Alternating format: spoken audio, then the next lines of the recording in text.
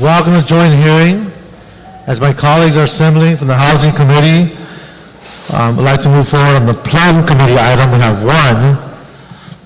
But before we begin, I just want to do a couple of housekeeping items. One, para las personas que necesitan aparatos para traducir, están aquí en el lado para ustedes. And I just said in Spanish, folks who need translating devices, they're ready and available for you over on the side to my left. So a mi izquierda, a mi lado izquierda, tenemos aparatos para traducir si necesitan esos aparatos. Just as the sergeant indicated, we would truly appreciate taking your conversations outside.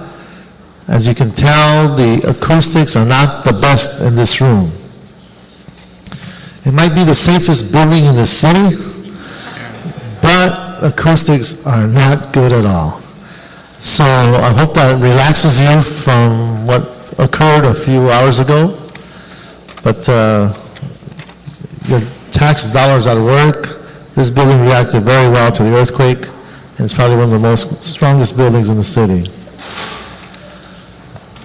Today is a joint hearing committee. I want to thank our chair, Councilman Herb Wesson. But I did want to address the first item on the Plum Committee. I have a quorum with Councilmember Huizar joining me. And that item is number 2 on the agenda. Roberto, if you just read item 2 and we can act on that. Yes, Councilman. Item 2 is a correction ordinance. It's a transmittal from the Planning Department, and it has to do with an area in CD 13. My understanding, there are no speaker cards on this item. We can move on this on a consent. Yes, Council. Thank you, Roberto. Do we have a vote on that? Yes, second. Thank you, Councilman Huizar. So that is a consent item for item number 2, and that brings us to item number 1. And I'm hoping Councilmember Wesson and the rest of my colleagues can join us. As you come forward and you come to the microphone, please take a look at the clock to your right. As Councilman Weston steps forward, we do have one more colleague, Councilman Cardenas. Thank you for joining us from the ACD committee. So technically, we have a quorum on our side as well, right, Councilmember? I would, yeah, we're rolling. Okay. So if I may, Councilman, colleagues, I'd like to first welcome all of you to this joint committee. This is the housing element, and we have many, many cards on this item. My understanding is that we've been having this discussion for almost 2 years now. There was a 3-hour hearing, I understand, in Planning Commission on this item. So that being said, we're going to limit the public hearing of 30 minutes on one side and then 30 minutes on the other. Yes, Councilman Cardenas? Point of clarification, Chairman. I anticipate we're going to hear a lot of technical testimony from the public and also a lot of emotional testimony from the public. But before we hear testimony from the public, I'd like perhaps if we can take, if at all possible, 2-3 minutes to get a simple explanation as to what a housing element is and why we're here. I could, in anticipation of such a request, we did put together a set of facts as to what it is and what it's not, to try to frame the discussion in a more efficient manner. And as you know, what I like to do is Jane, the points that we put together,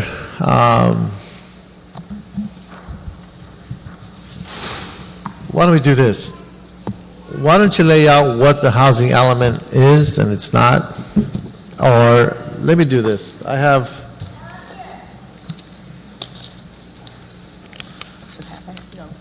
an overview that I could share with you. Guadalupe?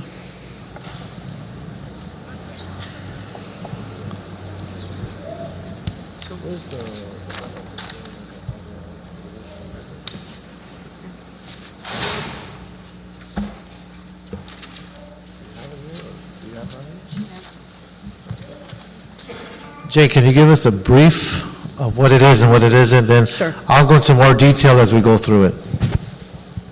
Okay, Jane Blumenfeld, City Planning Department. The housing element is essentially a document, it's part of the city's general plan, it's required by state law, it's somewhat unique in regard to the other elements of the general plan because it is so highly regulated by state law. They tell us exactly what needs to be in it, and even the format and Just many speak other... into the microphone, we'll hear you a lot better. Sorry, many other details. One of the things that it does is establish the city's share of the housing burden in the state. So the state determines the housing burden throughout the state of California and essentially allocates it city and county by county so that each jurisdiction in the whole state gets an allocation, and your housing element shows how your city will produce that number of units and the programs you intend to implement, the policies you have to produce that number of housing units. And the number in Los Angeles is 112,876 units. So our housing element is a collection of the goals, the objectives, and the policies our city adopts, and the programs that all of our departments intend to implement between 2006 and 2014 to achieve that, as well as implement all the other policies that we commit to. So that is what the housing element document is. Let me help you with what it's not. Okay. What the housing element is not, it's not the community plans. The housing element does not change any land use, any community plan, any specific plan, or any zoning. It does not change it. It does not supersede any of these plans or any zoning. So any zoning or any plans in place, it will not supersede it. In terms of infrastructure, the housing element does not propose any new buildings, any new densities, or any new growth. It implements the land uses, densities, and growth projections already adopted and accounted for in our community plans and in the framework element. All of the 112,876 units required to be accounted for are already accounted for in the community plans and the framework. In terms of programs, the housing element programs are different than goals and policies. Programs are required by the state to show what the city intends to do to carry out the goals and policies. The state understands that there are financial and political realities, and some programs may or may not happen. The city gives its best effort, but can't be held accountable for programs the way we can for goals and policies. All of the amendments by the City Planning Commission concern implementation programs. They're not policies. In terms of map of sites, the states require a map and a list of sites to prove that the city is legally able to issue permits for 112,876 units right now. The map does not mean any owner of any site will build anything. It does not mean that any owner of any site must do anything. It does not mean that the city is in any way encouraging development of these sites. It is not. So I want to make sure that understanding the housing element is on the table. And I'm hoping as you come to the speaker, to the microphone as a speaker, that you keep that understanding within the context of this hearing. So thank you, Jane, and maybe what the housing element I'll stop there because that's a lot of technical stuff. So, that being said, we've dispensed with item number 2. It was a consent item, so I want to thank my colleagues for being here. Now I'd like to formally ask Councilmember Herb Weston to open the Housing Committee, share a few words with us, and then we will open up the public hearing for 30 minutes on each side, and then we'll ask the staff to come forward and give us their perspective on what they are hearing, what the Planning Commission proposed, and then we'll go into our discussion. Councilman Weston, welcome, sir. Thank you, Mr. Chairman. As usual, it's a pleasure to be with you. I will officially call to order the Housing Committee, even though you were so articulate.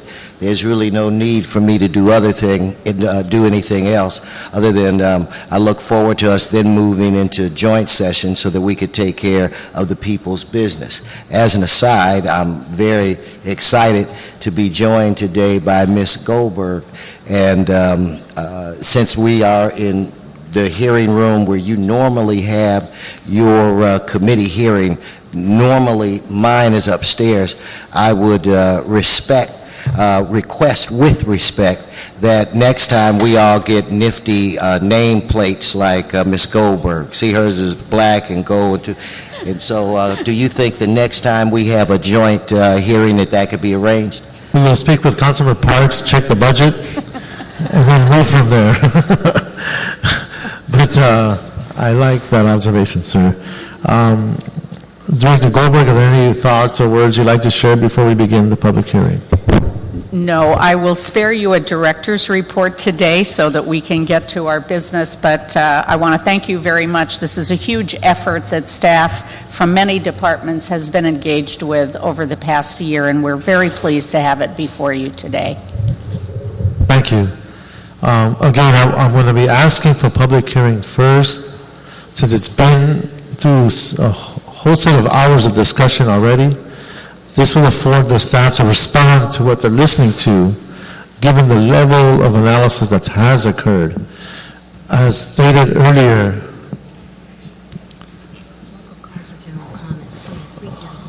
okay, we have 3 categories. So we can have,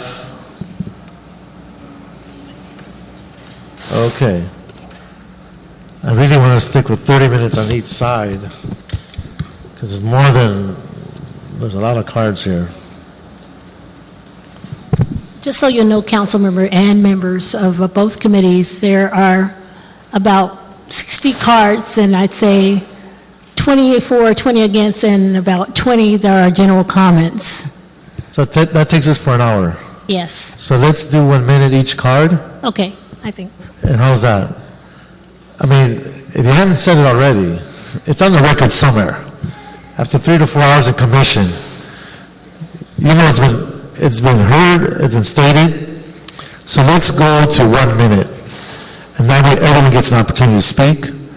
So please, please, please keep your eye on the clock. Those 60 seconds go pretty fast. So we need to hear your point to be succinct and clear. So let's just dive into the order that we got them. Okay, here we go.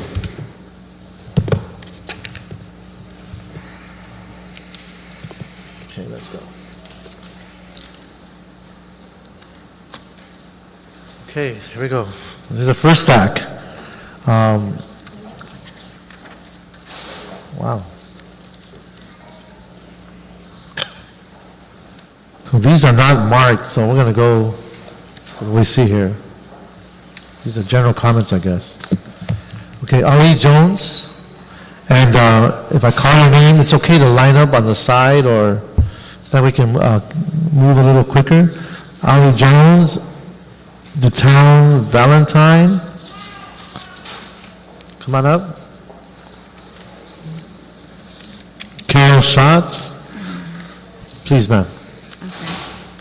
Thank you in advance for passing. Can you give us your name and address, please? Okay. My name is Ollie Jones. I'm from Holiday Venice Tenant Action Committee, a member of Power. Thank you in advance for passing the housing element with a promise to pass a mixed You can, income if you can, housing. I'm sorry to interrupt you, but if you can speak into the microphone, we can hear you, otherwise we won't be able to. You just bend it down towards, closer to you. Okay. Thank you very much. Sorry about that. Thank you in advance for passing the housing element for a promise to pass a mixed income housing ordinance this year. This is great steps toward affordable housing in Los Angeles. However, I am here today with Power and Holiday Venice to ask you for more money for preservative programs, such as funding tenant buyout. The Holiday Venice buildings where I live have 246 units of low-income families, Section 8 housing.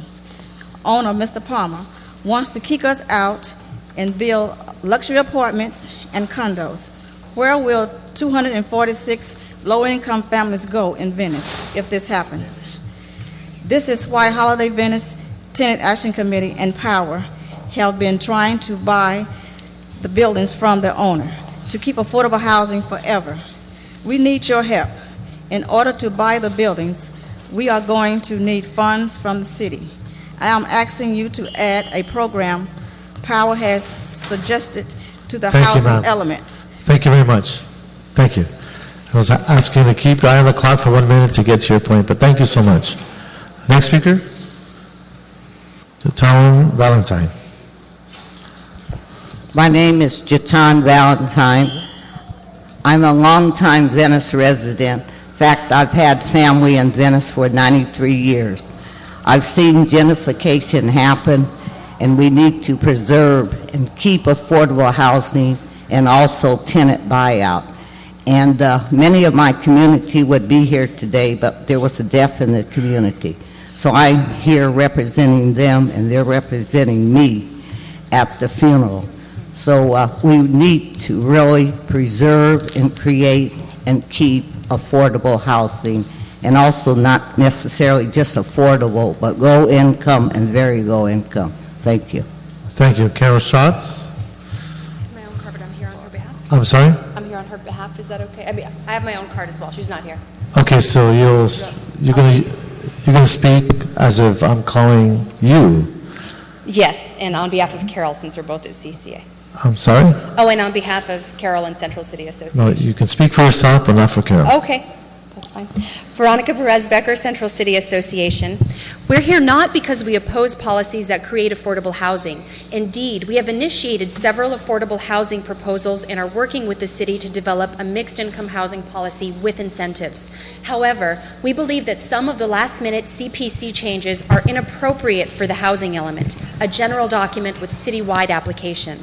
These changes never had an environmental review. They put our eligibility for state affordable housing dollars at risk and make us vulnerable to lawsuits for failing to comply with the housing element.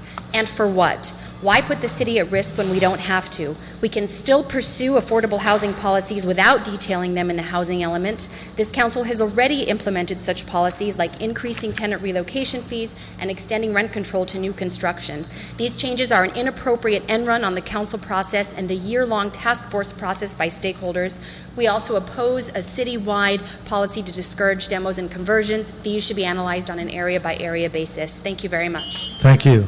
Violetta Hudson and Holly Schroeder.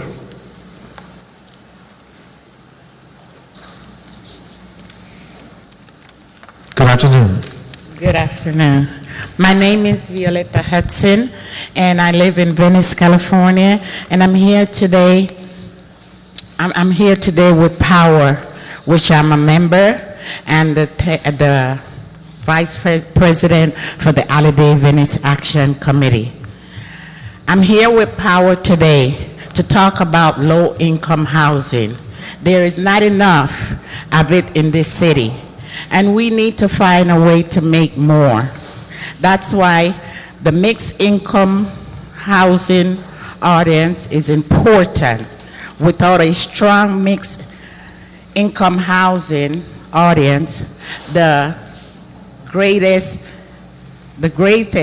and protect low income. So we are here today to ask you to please include low income, very, very low income in the mixed income areas. Thank you. It's very important for us. Thank you, ma'am. Thank you very much. Holly Schroeder? Good afternoon. Holly Schroeder with the Building Industry Association, representing about 650 companies that provide housing for Los Angeles.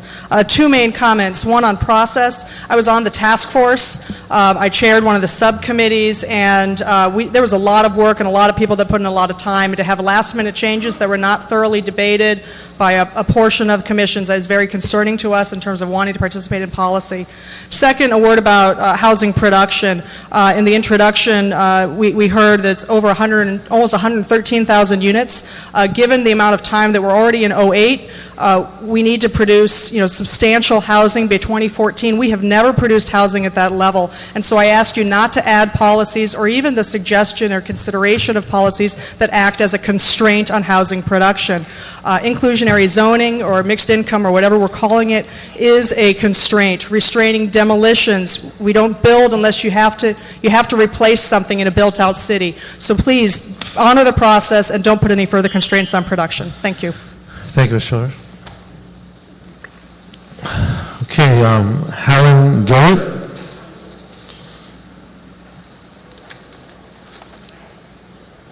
Lisa Payne?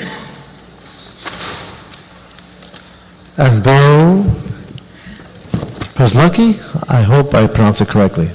Good afternoon, ma'am. My name is Helen Garrett, and I'm a proud member of POWER, People Organized for West Side Renewal, and I'm here to tell you that I live in inclusionary housing in a Mellow Act apartment, and it keeps me from being homeless. The process by which the present agreement was formulated was democratic because we saw to it, we from POWER and other housing organizations saw to it that the public came into it and demanded that we have low-income housing, MIHO. We want mixed income housing, and we have it in the wording now, and we support it. I especially want to thank Jane Blumenfeld and Naomi Guth for taking time to hear us and meet with community members and for having responded to the community in a democratic process. We must have mixed income housing. We will fight for it, and the agreement we have is a good start, arrived at through the input of citizens of the City of Los Angeles. Please support it. Thank you. Lisa Payne and Vivon Hurd. Hi, my name is Lisa Payne. I'm with the Southern California Association of Nonprofit Housing. We want to thank the Citywide Planning Commission for all its work to make the housing element a real plan for getting the city to where it needs to be in 2014 in terms of being able to house the people who live and work here in Los Angeles. Along those lines, I want to speak in support of the recommendations by the mayor and the SCAMP Public Council memo to dedicate all or a majority of the Tfar public benefit fee to affordable housing downtown. In 2001, the city made a commitment of $100 million of local funding annually for affordable housing. An enormous need drove this commitment. In the 7 years since, the need has only gotten worse. There are 40,000 homeless in LA City, 20,000 of whom are in the downtown. But in the 7 years since, there has been very little local funds going to affordable housing. This is an opportunity to change that and put some money into, local money into building affordable homes downtown. Thank you. Thank you. Vivon Hurd? Yes. Hello, hello, hello. It is a pleasure to be here today. You know why? You know what my fight is, affordable housing. And I am so glad that this has become a reality. And all I want to say is we support the amendments. I was there. I wasn't able to speak, but all of those who worked on it, this is a democratic process. This is what America is all about. And we want to see it go forward. And we of Acorn, you know our position. We're for it. God bless all of those. And please support it, pass it for all the homeless people. Okay. And all of us that cannot afford and we need affordable housing, please make this a reality. This is America. Let's see it work. Thank you very much. And hey, congratulations to all of us who fought for it. Thank you. Thank you, Ms. Hurd.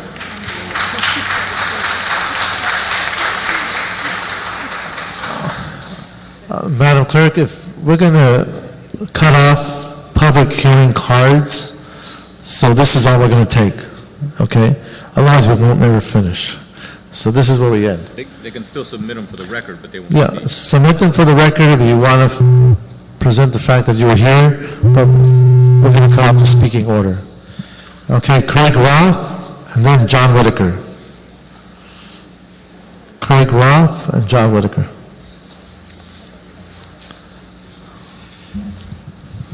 Good afternoon, council members. Good afternoon.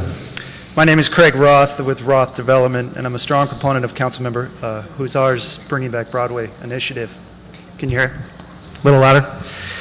And also the supporter of the LA Streetcar nonprofit private entity created to assist the planning and implementation of a streetcar in downtown Los Angeles. So under the leadership of Councilmember Richard Alatorre in the mid-90s began efforts to revitalize the Broadway district. However, labors were left unrealized as little private sector support was present.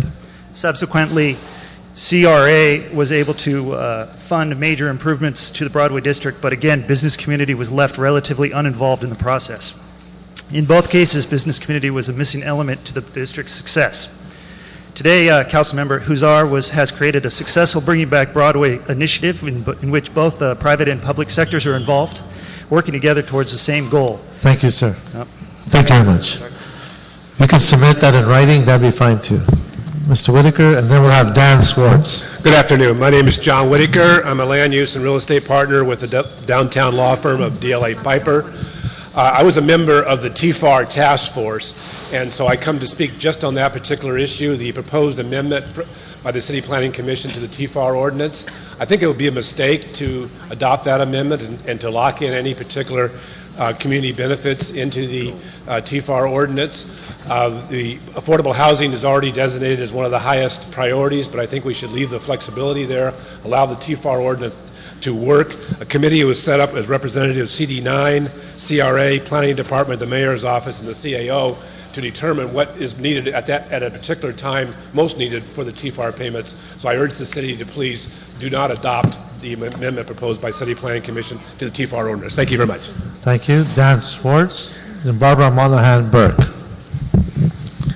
My name is Daniel Swartz. I'm the owner of the Title Guarantee Building in downtown Los Angeles. It was an adaptive reuse project that just generated 74 new residential units under the ARO. I think it's critical that the ARO ordinance as currently in place not be changed. Its original purpose was to make sure that there was some economic viability to the historic buildings largely concentrated in downtown and Hollywood, most of which have been vacant for 50 years, many of which were deteriorating and in danger of being demolished. Since the ARO was passed, a significant number of these buildings have been restored, but the vast majority of them still have not. They are very difficult to make work economically, and to add additional requirements, which was the original point of ARO, to make development of those simple and economically viable. To add additional requirements of those projects at this time probably will kill the restoration of significant historic buildings. Thank you, sir. Barbara Monahan Burke, and then we'll have Todd Royale.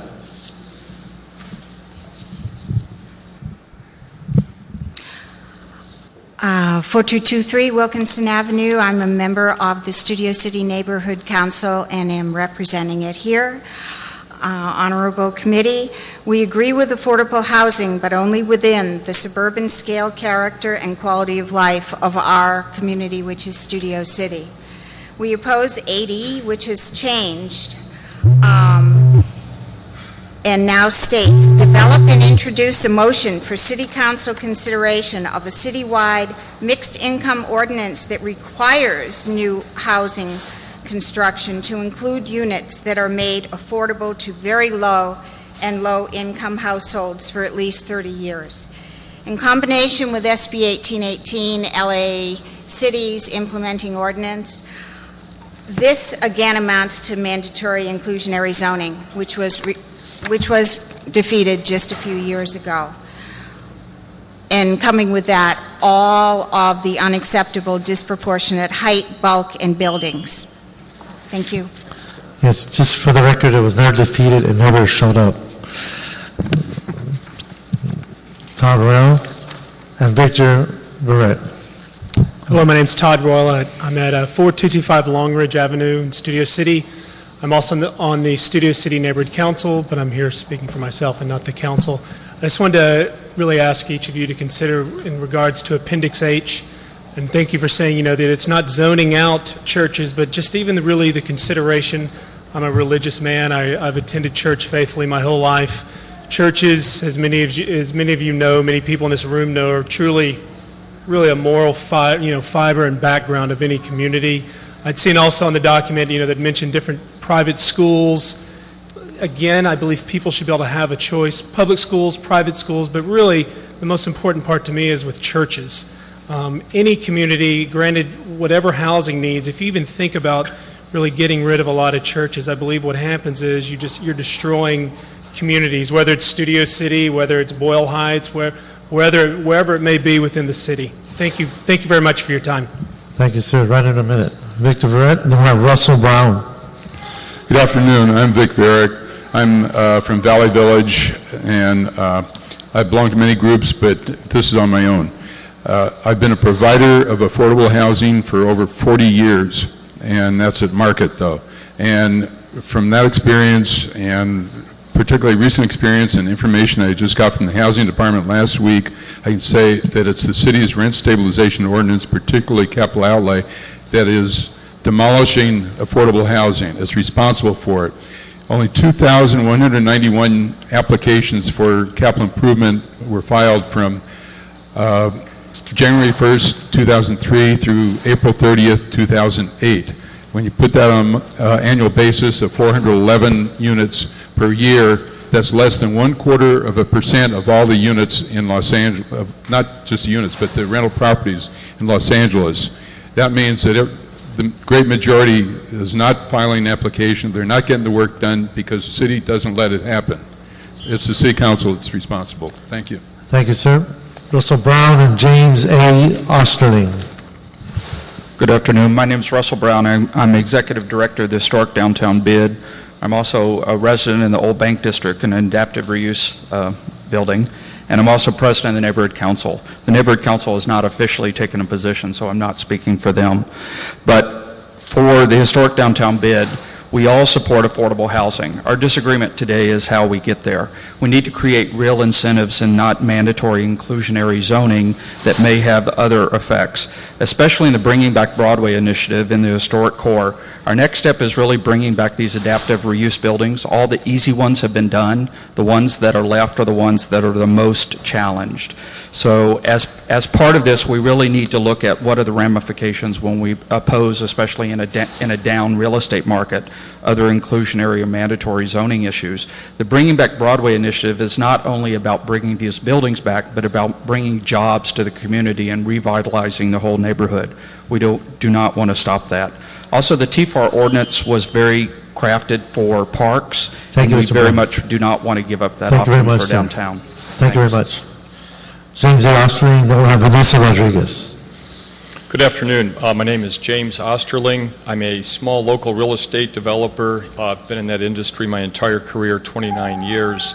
I'm also an adjunct faculty member in the planning school at University of Southern California. I come here as an advocate in favor of affordable housing and have built many thousands of units during my career of affordable housing. However, there is a better way to create affordable housing than through a mandate from the city, and I would respectfully urge the city to refrain from adopting the CPC's amendment to the housing element.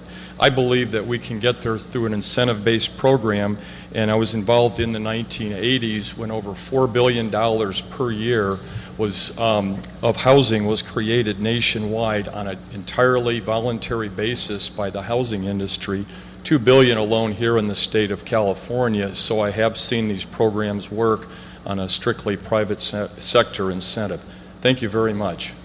Thank you, sir. Vanessa Rodriguez, then Edgar Calantian. Good afternoon, council members. Vanessa Rodriguez, the Los Angeles Chamber of Commerce. And as a Chamber staff member and a paid advocate for the business community, it is my primary role to represent the business interests before you. And having said that, the Chamber did participate as a task force member in the Housing Element Task Force alongside a broad spectrum of stakeholders on this issue. And as a trade organization, this is what we do. However, my concern comes when you have a volunteer group of people who have dedicated their time and their talent to putting together recommendations for the city to help them achieve their housing goals, and that tireless work is sidestepped in the last 15 minutes of a city commission. That is very alarming, and as a representative of the Chamber and the business community, it is very concerning to what that will have as far as implications to future citizen task forces. So with that, I urge you to uphold the original draft housing element. Thank you.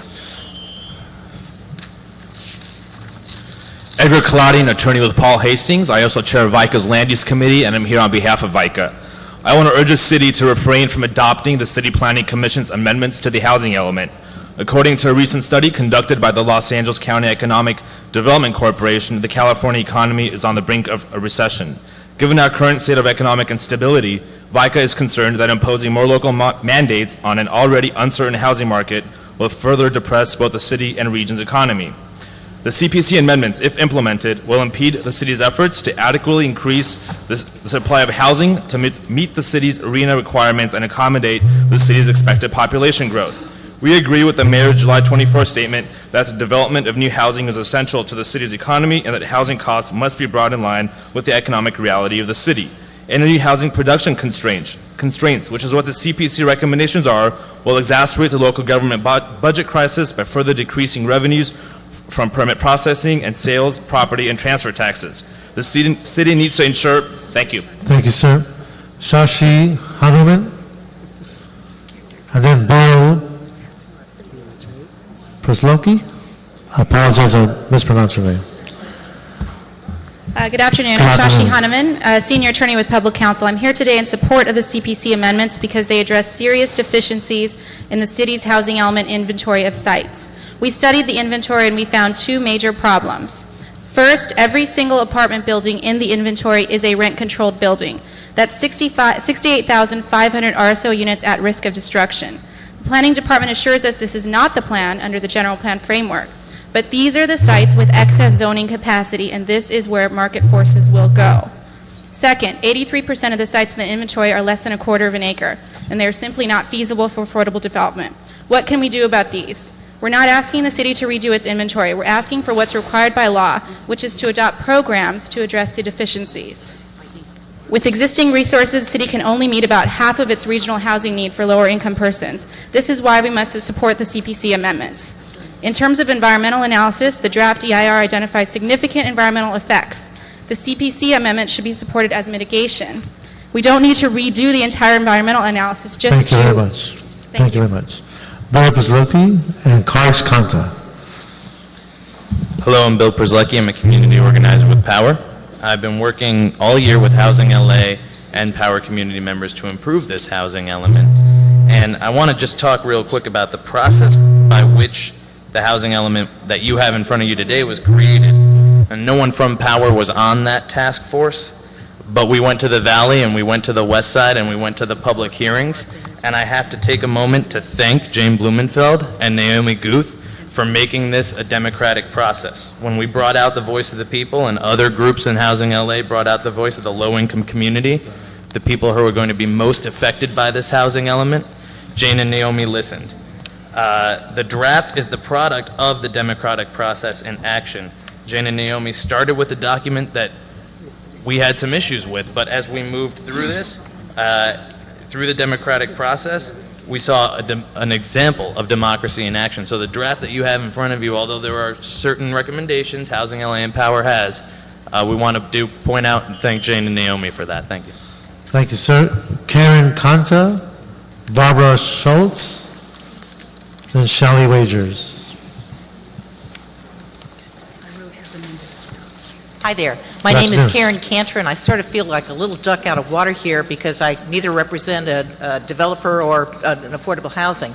The thing that I'm concerned about as I was reading the housing element is that it seemed as though the objections that Laura Chick had in her audit in terms of being able to have the net affordable, so we have some kind of baseline of what the net affordable that we actually have in the city, really hasn't been addressed. I know that there's been all kinds of conversations about it, and it doesn't seem to be happening. And finally, the thing I'm really concerned about is the fact of using the environmental impact report that was written 10 years ago. We are talking about 11 significant things that significantly cannot be mitigated. We're talking about threats to our health. We're talking about water resources that we don't know that we have. We're talking about 18,000 police officers that we don't have to be able to do the city of the elements that we had the last time. And that's the thing that I'm seeing it is not being addressed. So thank you. Ms. Cantor, can you give us your address, please? Sure. I live in Playa del Rey. Okay. Thank you. Thank you. Barbara Schultz, and then we'll have Shelley Wagers. Good afternoon, Barbara Schultz, Legal Aid Foundation of Los Angeles. As you are all well aware, we've lost about 13,000 RSO units in 5 years, and yet the proposed draft document actually weakens preservation policy by eliminating policy 2.5.2 from the last housing element, which stated that demolition and conversion that contributed to a loss of affordable housing should be discouraged. Taking this policy out would create a significant environmental impact, would have to be addressed in an EIR, and is a giant step backwards. So therefore, I support the changes made by the Planning Commission, which put the policy back in. I support the other changes by the Planning Commission as well, especially that made to the residential hotel program to make it comply with existing law. And I have a letter on record to the Planning Commission that I'd like to put in as part of today's record. Lastly, as for process, I attended the subcommittees. I had my say, and apparently it was processed right out of the draft document because I didn't see it anywhere. These hearings, the Planning Commission hearings, all part of the process. Thank you. Thank you. Rita Sevilla and Jim Clark. Please, come on up. I'm sorry. Yes, Ms. Wagers. Just give your name and address. That seems about right. Thank you. Shelley Wagers, homeowner in the city of Los Angeles. As a blueprint, the housing element raises several concerns. The emphasis on green building requires stronger limits on mansionization.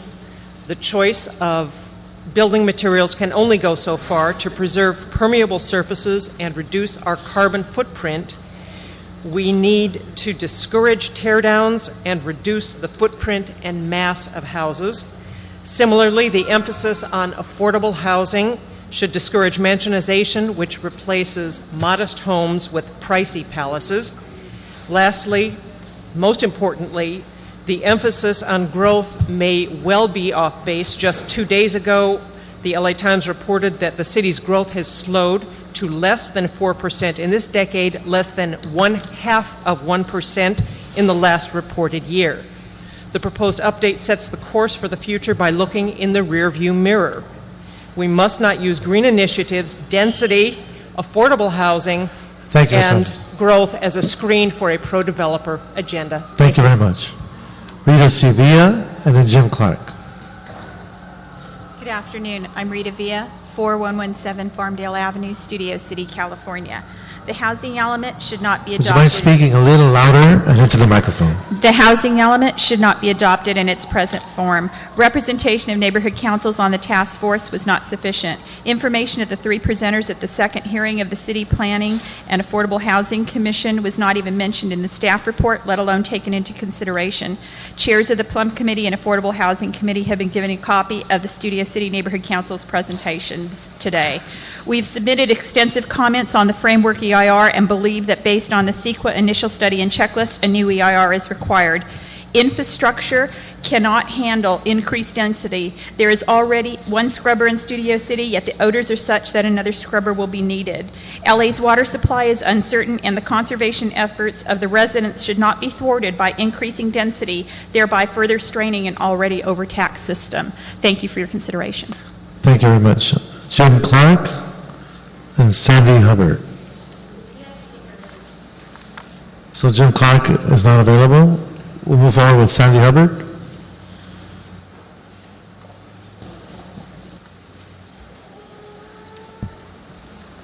And then Mark J. Carreño. Good afternoon. Good afternoon. My name is Sandy Hubbard. I'm at 11911 Magnolia Boulevard, Unit 10 in Valley Village. Many of the immediately preceding speakers have spoken what I wish to speak to you about, and that is our infrastructure, the police, the water, very real needs that we have as a city that we have not resolved. We're actually kind of got the cart before the horse, and that's my concern, that we're trying to fill a need that may or may not exist because we're told by another entity that we should, without actually the premise being established that we really, really need that many units. We have an apartment building next door to us that's going down.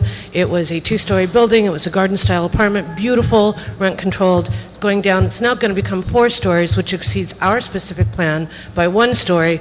And there isn't really a good reason for that, and we certainly don't have the infrastructure there to do this. So as you consider these housing plans, please be advised that we know that we need to be concerned about these things, and we ask that you will as well. I have written comments that read differently that I'd like to turn in. Thank you very much. Mark J. Carreño, and then Becky Dennison. Good afternoon, sir. Good afternoon, City Council members. My name is Mark Carreño. I'm with ISCOM Systems Concrete Advertising. ISCOM Systems Concrete provides technical creative support to commercial, city, and federal organizations such as the city itself of LA, Department of Defense, and engaged in development of high-tech products and systems and markets them. We're headquartered in the city of Los Angeles. I'm here before you today as a member of the LA Chamber and to express the Los Angeles Chamber's concern over the process by the city's draft housing element, which was altered. As you are aware, the business community was severely underrepresented in the makeup of the task force. But despite the representation disparity, the business community stayed committed to the task force, devoted over a year to the creation of the city's housing element. However, it was disheartening to learn the draft housing element was amended by the City Planning Commission without the input of the task force or the public at large, including the last-minute amendments to stand, which neglects and minimizes the hard work of the task force. Thank you, sir. Thank you. Becky Dennison, then Diane Risa Scher. Good afternoon. I'm Becky Dennison. I live and work in the city of Los Angeles. I work with the Los Angeles Community Action Network in downtown LA. I want to express my support for all of the amendments made by the city's Planning Commission and reiterate that it's very clear that public hearings and decisions of city commissions are all part of the public process. We definitely need support for the amendments made by the Commission recommending ordinances to prevent demolitions and conversions of all affordable rent-stabilized housing.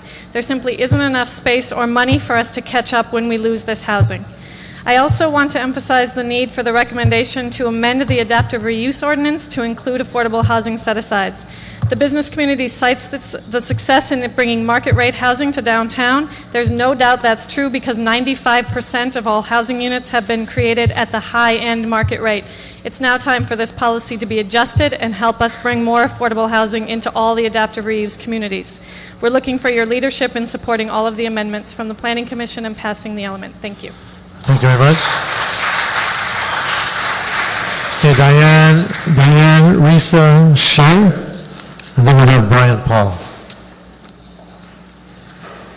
My name is Diane Risa Scher. I'm a resident of Westchester. This is the first time I've spoken on this housing issue. I doubt I'll have any influence, but I would Can I just ask you to speak into the microphone and a little louder? And you're doing great. Artists living and working have not been included in this program. I would like to have the committee consider artists living, working, participating, and contributing. Perhaps we could work and workshops and do public art projects where we can do embedded mosaic and concrete and stuff like that, so we can be more of a part of the city and participate. We cannot, sculptural types of workshops are really hard to find because of the needs and everything, so if we could incorporate housing, working for the types of artists who actually work with our hands and make things ourselves, that would be very nice, and we'd like to participate in a better city. Okay. Yes, sir. Thank you, Brian Paul, and then we'll have Beth Steckler. Brian Paul, West Los Angeles. I did take part in the process, and I was very impressed by the affordable housing developers that we met during that process. They came to the table with really great ideas in streamlining the system, reducing the time and the fees and the encumbrances to them providing the affordable housing we so desperately need.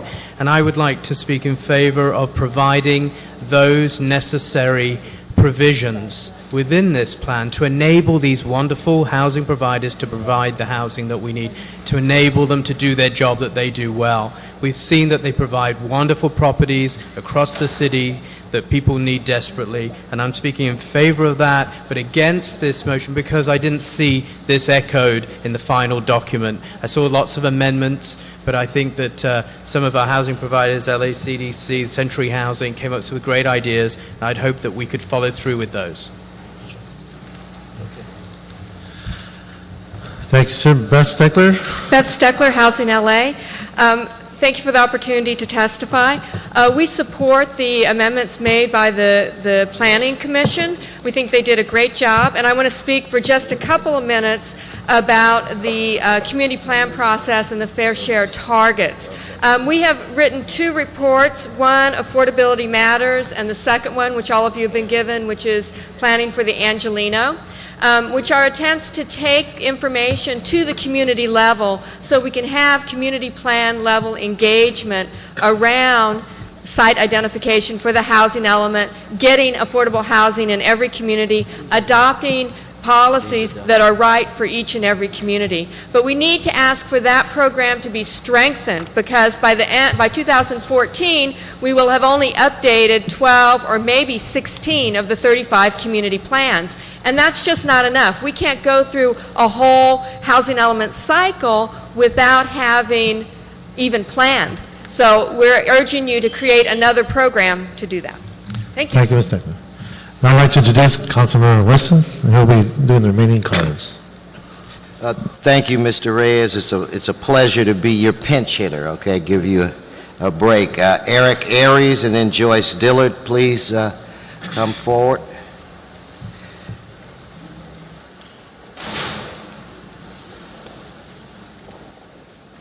Good afternoon. Good afternoon. My name is Eric Ades, and I am with Housing LA, a broad coalition of over 100 community-based organizations, nonprofit housing developers, religious congregations, and labor groups. Many of our allies and endorsers are here today, and I'd ask them to stand if they can. I would encourage all of you to take a look around the room. What you see before you is a group of broad stakeholders from around Los Angeles, for all of whom affordable housing is a critical issue. Now, as you've heard, a lot of us are here to speak about specific policies and amendments that need to be included in the housing element. But overall, we are all here to support the amendments made by the Planning Commission.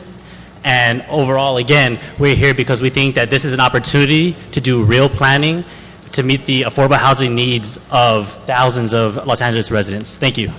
Thank you very much. Good afternoon. Good afternoon. Joyce Dillard.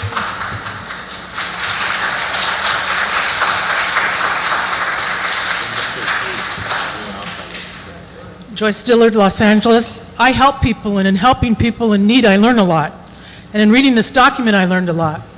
You claim there are 63,562 units, yet you only post 12,908 to the public. My goodness. You're short 50,654, some of which have been turned to market. How many? Why? Where's that inventory? I've yet to get it, and the woman I'm helping has yet to get it, and everyone wants affordable housing. So let's be realistic. The state wants realism in this. It's not a realistic plan. It's not a realistic environmental report. You need to make things public and do it in your environmental work. You also need to be realistic about water.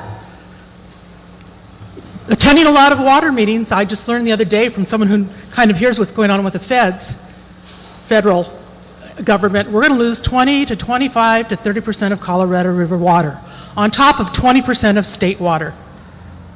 You can't build out or provide anything without proper infrastructure planning, which is part of this. I've talked to the Sacramento, and I will continue talking to Sacramento about this. Thank you.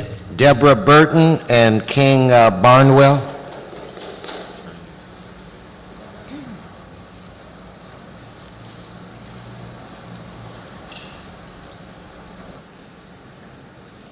Good afternoon, Ms. Burton. Good afternoon. My name is Deborah Burton, and I work and live in the downtown Los Angeles. I am a member of the Los Angeles Community Action Network. We're here this morning with people from across the city to urge you to support the entire housing elements as amended by the Planning Commission. In addition to the amendments from the Planning Commission, we need you to include improvements in the housing preservation section. We cannot afford to lose any more housing, especially subsidized housing. I am urging you to strengthen the policies to prevent the loss of subsidized housing.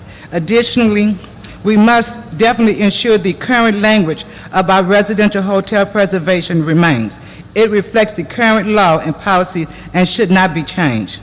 I have directly experienced the long-time neglect of this city of its housing needs. 6 years ago, I was homeless for more than a year. I worked for a long time, went through many transitional housing programs, and finally got through a waiting list for affordable housing. I now have a full-time job, yet still no way I can afford a housing in LA's market. Thank you. We need housing elements to reflect the real needs of housing and the real solution. Thank you. Thank you. Mr. Barnwell. Good afternoon. Good afternoon, sir. My name is King Barnwell. I live in the Los Angeles area. I'm here in behalf of the LA Community Action Network and people. I'm here with people from across Los Angeles to support improvement and make the home elements by planning commissions. Speaking to the mic, Mr. Barnwell. By planning commissions. But there should also be more changes to make sure the housing element reflects our housing crisis. I want to especially be sure that the program to preserve residential hotels is not changed.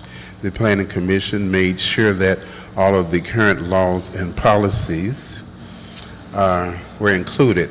The business community would like to see these laws and policies change. However, we have a court-approved settlement agreement that protects our housing.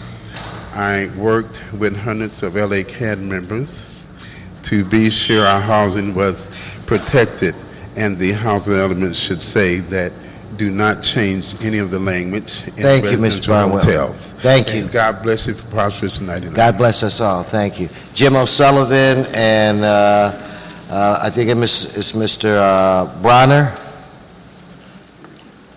Jim, how are you? Hello, Mr. Wesson. Council members, Ms. Goldberg. My name is Jim O'Sullivan, 907 Maslin Avenue. I'm the president of the Miracle Mile Residential Association. I've also been asked to speak for Track 7260.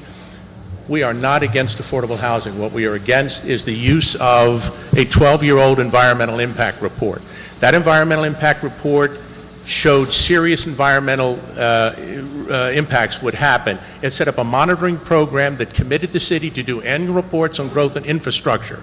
Those reports have not been done since 1998.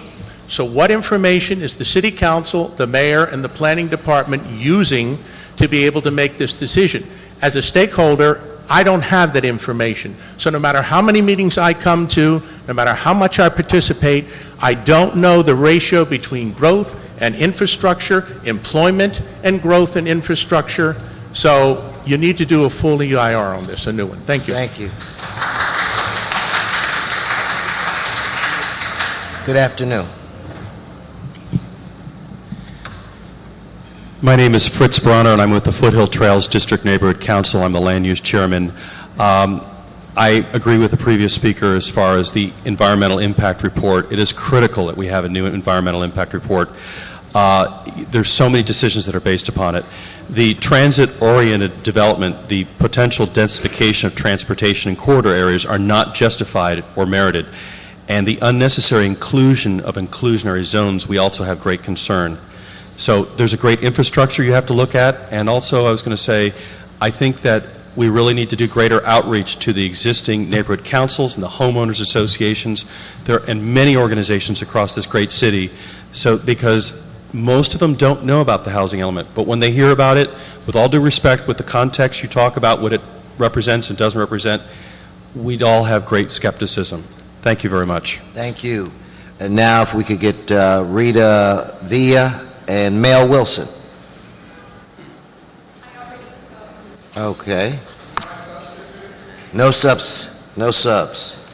Mel Wilson. Right here, sir. Good Council to see you, members. Mel. Mel Wilson, representing the Southland Regional Association of Realtors, about 12,000 realtors. I want to just bring something to your minds right now, and that is a word, more importantly, a principle that you're all very familiar with, and that is called integrity. Integrity.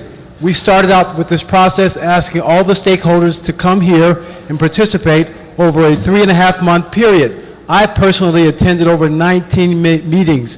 Ms. Goldberg asked me to participate on behalf of the realtors, and we came back with recommendations. To now take away from that process by doing an end run and developing a master plan that is not reflective of what we've talked about and what we agreed to in that process is a lack of integrity. So I just want to remind you, integrity, that's what it's all about. If you want the realtors and the other professionals to be with you, as we were with the housing bond measure, and you may want us there again, you need to remind yourself of integrity. Thank you. Thank you. Okay, Maria Gomez and Anna Aguilar.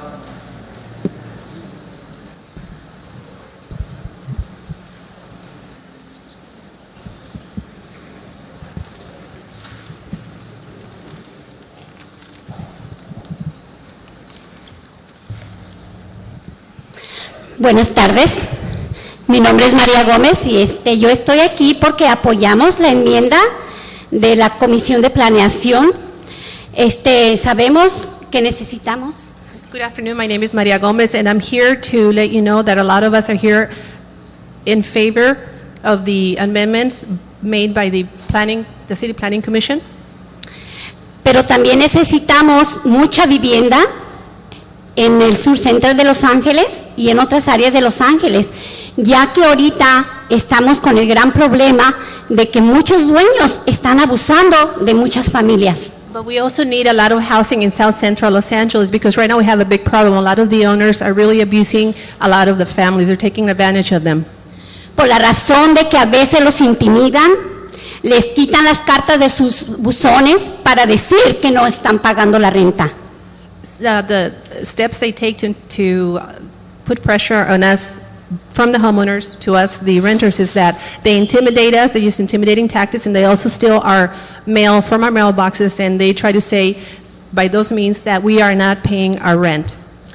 Y ellos, como dueños de casas o apartamentos, están haciendo muchos abusos. Queremos que pare esto porque esto está pasando cada día más. Y sobre todo que están aumentando demasiado el costo de la renta. Yo pienso que esto debe ser mejor, el aumento de pago de renta. The owners and also the landlords of the properties where the renters live, they're being very abusive towards the renters. Also, there's a problem with them increasing the rent. They increase the rent to great amounts to the point that we can't afford it, and that's also very abusive for us. Okay, wait, Ms. Gomez, thank you. We can only give 1 minute, but thank you very much. Okay, and see, I could have had Mr. Cardenas. It appears that I'm the only member of the panel that didn't understand that, so I'll have Mr. Cardenas be my official translator. Ms. Anna Aguilar. Buenas tardes, mi nombre es Ana Aguilar, soy miembro de ACOR y me enorgullezco de serlo. Good afternoon, my name is Ana Aguilar. I'm a member of ACOR and I feel very proud of being a member. Vivo en Central City West.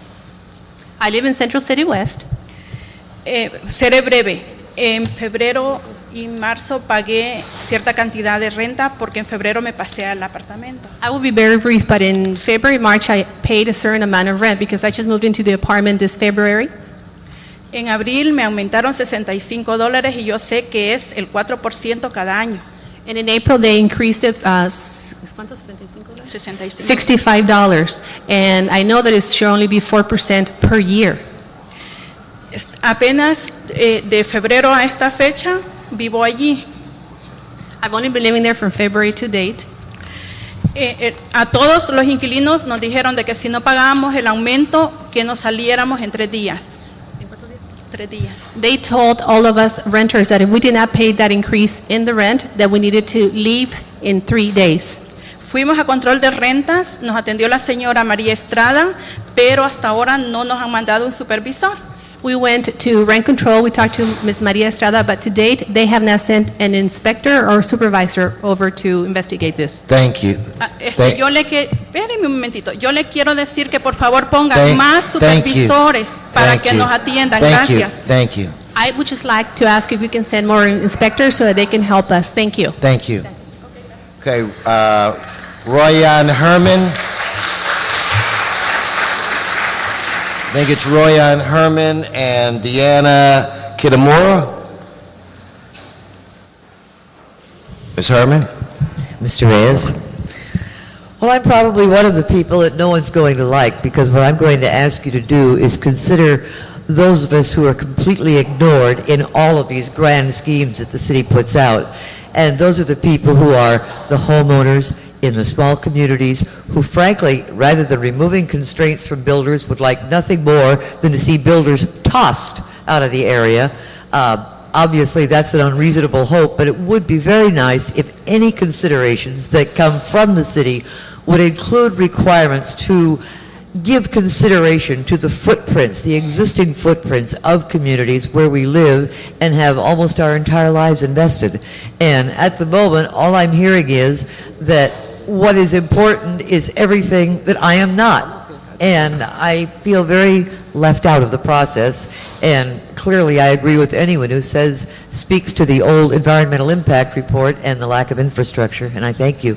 And also, by the way, I'm from Foothill Trails District Neighborhood Council. Thank you. Thank you. Good afternoon. Good afternoon. Deanna Kitamura with Western Center on Law and Poverty. Both condo conversions and demolitions of apartment units have resulted in the loss of thousands of affordable units and changed the character of neighborhoods in Los Angeles. We support the Planning Commission's recommendation that the city complete a study to regulate both conversions and demolitions of existing stable rental housing. For years now, I have been coming before you to talk about ways in which the city can reasonably regulate both conversions and demolitions. The Planning Commission's recommendation to study the various possibilities is an excellent step. Now is the time in a down market for us to plan to preserve the character of our communities while still encouraging development in a way that meets the needs of our existing residents. The Planning Commission's amendments are designed with just that in mind. The last point I'd like to make is that we do not need to redo the entire environmental analysis just to analyze the Planning Commission's amendments, since many of these amendments including mixed-use income program, are similar to programs that were in the last element. Thank you. Thank you. Michelle Kanakian and Steve Clare. And if I could ask the clerk, how much time have we, because I think the hearing was set for an hour, so what do we have left? The joint meeting has lasted about 40 minutes approximately. So we have about 20 more minutes of testimony? You can take up to 20 more minutes. Okay. Michelle? Garakian. Garakian. Trust I'm me. here with the Los Angeles Business Council. That was close for me. Go ahead. Sorry about that.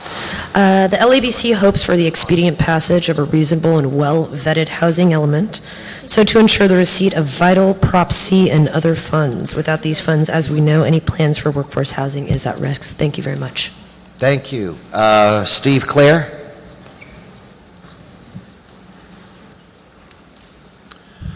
Afternoon, my name is Steve Clare. I'm the director of the Venice Community Housing Corporation. We were very troubled when the draft housing element was first released. It set as a goal to produce over 4.5 times the amount of luxury housing that the city needs and only 31% of the affordable housing that the city needs. We're very pleased and support wholeheartedly the CPC amendments, particularly the proposal to draft a mixed income ordinance and have it passed by the end of the year, as well as the proposal to have one-for-one replacement of affordable housing that's lost through demolition or conversion for condominiums. The housing element could certainly be strengthened further. The city has to look at bootleg units. There are 40 to 60,000 of them in the city, and there's not a word, not a mention of bootleg units in the housing element. We encourage you to find some way to include safe and habitable bootleg units, make them legal. We think that the city should further strengthen the rent control law. Thank you. Thank you. Thank you very much. Alejandra Ayala and Tim O'Connell.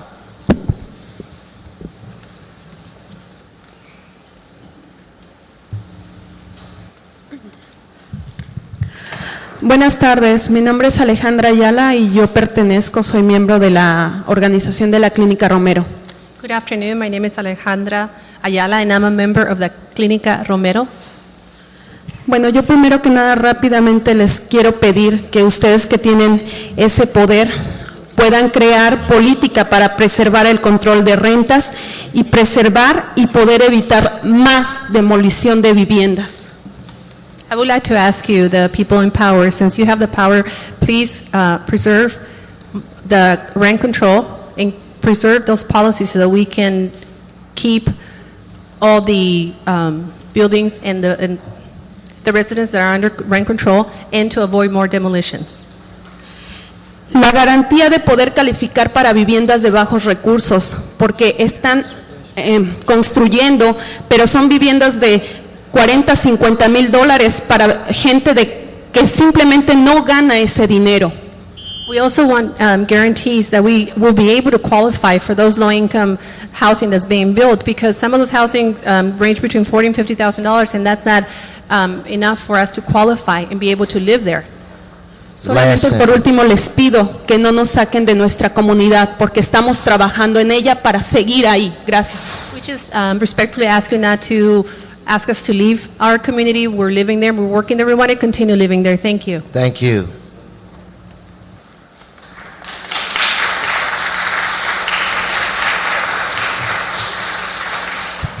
Big Tim. It's not going to stand up. Tim O'Connell with Century Housing, Chairman and members of the committees. Thank you very much for holding the hearing today.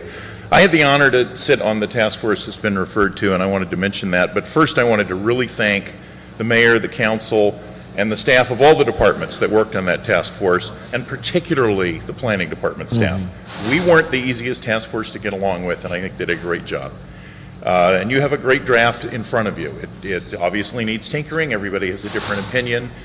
But the process it went through with a task force, with community hearings, with planning commission hearings, public hearings required by state statute, now with these hearings, and later, of course, it will go to city council, has been open, it's been diverse, it's been inclusive. The city staff, the city council, the planning commission are to be congratulated. Some of you have heard the saying, homes are where jobs go to spend the night. We have to have more homes in this community. And I hope that you will work expeditiously to adopt and then to implement the policies in this ordinance. Thank you very much. Thank you. Thank you. Sister Karen, are you here? And sister, before you leave, can we have a quick sidebar? You need to call Mr. Kamani Black if you have. So is that taken care of? I met with him today. Okay, great. Yeah, so I'm fine. Good afternoon. My name is Sister Karen Collier. I am the Parish Life Director at St. Agatha's Church in Mid-City, LA. My congregation is made up of people not just from Los Angeles, but they come from San Fernando Valley, San Gabriel Valley, San Pedro Valley, all over. And all of them are facing the housing crisis. And I'd really like to thank all of you for what you have done, the ordinance, what you've come up with, because it is something that is going to help all of us. And I just can't thank you enough for what you are doing. We really need the mixed income housing law by the end of this year, because in 2006, nearly 90% of the housing that was built went to those who earned over $135,000. None of the people that I have mentioned are in that income. They can't afford any of the housing. And I think when just listening, mixed income. You can no. Thank you. You can finish, because I just got a message from your boss that I should let you speak for a few more seconds, and I'm smarter than I look. So, sister, please. The only sentence I want to say is that I think there's a real misunderstanding of what low-income housing is. I really do. And I think we need an education in our people, because I think they think that that's the barrios, and it's not. It is our working-class people that need the housing. Thank you and welcome back.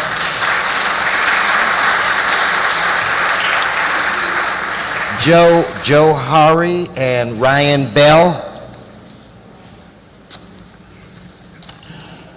Good afternoon. Good afternoon. My name is Joe Hari. I'm a community organizer with LA Voice. I want to thank the council members. Many of you, we've been working on the Housing LA Voice pledge, and I want to thank you for those of you who have participated and worked on that and shown your commitment to really dealing with the housing issues in the city.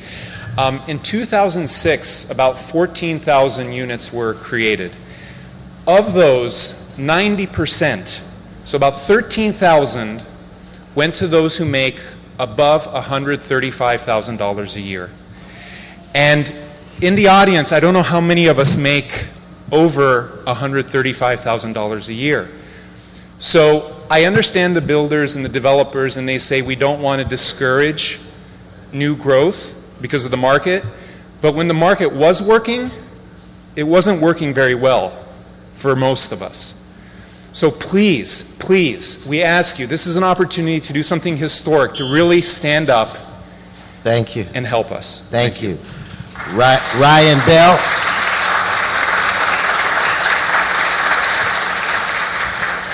Good afternoon. My name is Ryan Bell, and I'm the pastor of the Seventh-day Adventist Church of Hollywood, and I live in Council District 4 in the Hollywood area. And I also want to thank you for your work on including the amendments that really advocate for more affordable housing and mixed income housing ordinance as a part of our city's future.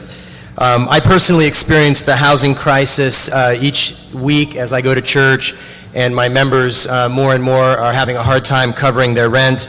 I also experience it personally as my family of 4 with a fairly decent middle-class income are quickly outgrowing our small apartment in our community and are considering now joining the masses of commuters that clog our freeway from outlying areas. Our faith values really teach us the importance of taking care of one another, the responsibility that we all have to each other, and making sure that the needs of our city are taken care of. The voice of the status quo always comes from those who already have theirs, and our responsibility is to stand with those who don't have. And so I thank you for the hard work you're doing. Thank you. Thank you. Thank you. Auburn Binkley, and Juan Carlos Aguilar. Good afternoon. Good afternoon. My name is Auburn Binkley. I live in Hollywood. I go to church in Hollywood, and I work in West Los Angeles.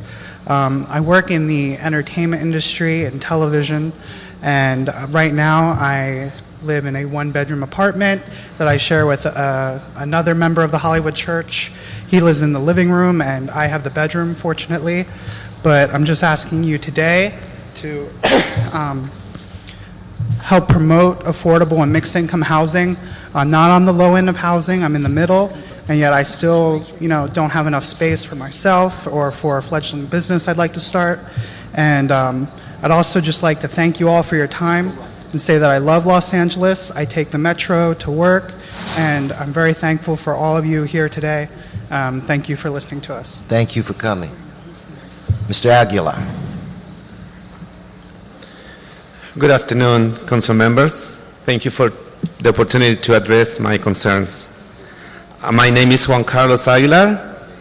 I live in 4611 La Mirada in the East Hollywood area.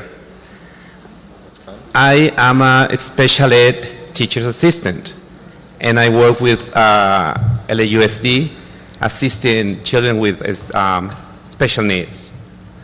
My concern regarding housing is that around my block there was a conversion of a building apartment. So, and that is the fear that I live every day. I'm a productive member of this city. So I ask you to preserve the existing affordable housing, and you council members have the power to help the working families of the Los Angeles by creating an affordable housing policy. We, the service sector, are also part of Los Angeles.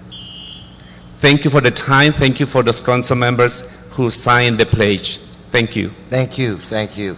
Paul Zimmerman and Pilar Quipe. Good morning. Afternoon. Paul Zimmerman, resident of Los Angeles. I'm with the Southern California Association of Nonprofit Housing. We represent the community development organizations in the city. I also was chair of the Government Barriers Constraints Subcommittee on the Stakeholder Task Force. And want to talk to you today about the proposal for an affordable housing public benefit fee that's in the draft plan. As you all may recall, for the last several years, you've passed a budget with $100 million for the Affordable Housing Trust Fund. That $100 million was awarded every year with very good proposals still left on the table. That $100 million has not been enough, looking back, to tackle the problem. The other problem with that $100 million is that there is no dedicated local revenue source for the trust fund. This proposal to go after a benefits fee is an attempt to do that. It is only asking, though, for 5% of what is needed. We need to aim higher. Thank you. Thank you. Pilar. Muy buenas tardes. Mi nombre es Pilar Quispe. Soy presidenta del grupo de padres líderes de la comunidad en acción en Hollywood. Hi, my name is Pilar Quispe. I'm president of a group of parents in the city of Hollywood. Yo y los padres que estamos aquí somos padres de familia y estamos dentro del grupo de padres de bajos recursos. The parents that are here with me, including myself, we're part of this group and we're parents of low income. Y a pesar de eso, trabajamos también dando nuestro tiempo gratis para nuestra comunidad. And even though we're in that low income status, we work voluntarily to give of our time to that community. Es por eso que les pedimos que nos ayuden en tener viviendas adecuadas para nosotros, a nuestro presupuesto económico. That's why we're asking you to please help us so we can have affordable housing based on our budget. Después de 20 años, yo en lo personal tal vez me tenga que ir porque el dueño de la casa está pidiéndonos el hogar y no encuentro nada que esté dentro de mi presupuesto. I myself, I've been living here for about 20 years, and the owner of the house where I live, they're asking us to move out, and maybe I'm going to have to leave the community because I may not be able to find housing that's within my budget. Hey, Pilar, since there are 5 of you, and you have a little boy that reminds me of one of my sons, I'm going to give you a few more seconds to complete your statement. Gracias, se lo agradezco. Es por eso que por favor les pido que sigan apoyando estas enmiendas o estos programas para poder seguir teniendo viviendas adecuadas para nosotros. Thank you, I really appreciate it. I just want to finish by saying that please continue supporting this so that we can, this amendment so we can continue having affordable housing for all of us. Thank you. Y seguir acompañando a nuestros líderes aquí. Gracias. Continue coming and keeping our leaders company here. Thank you.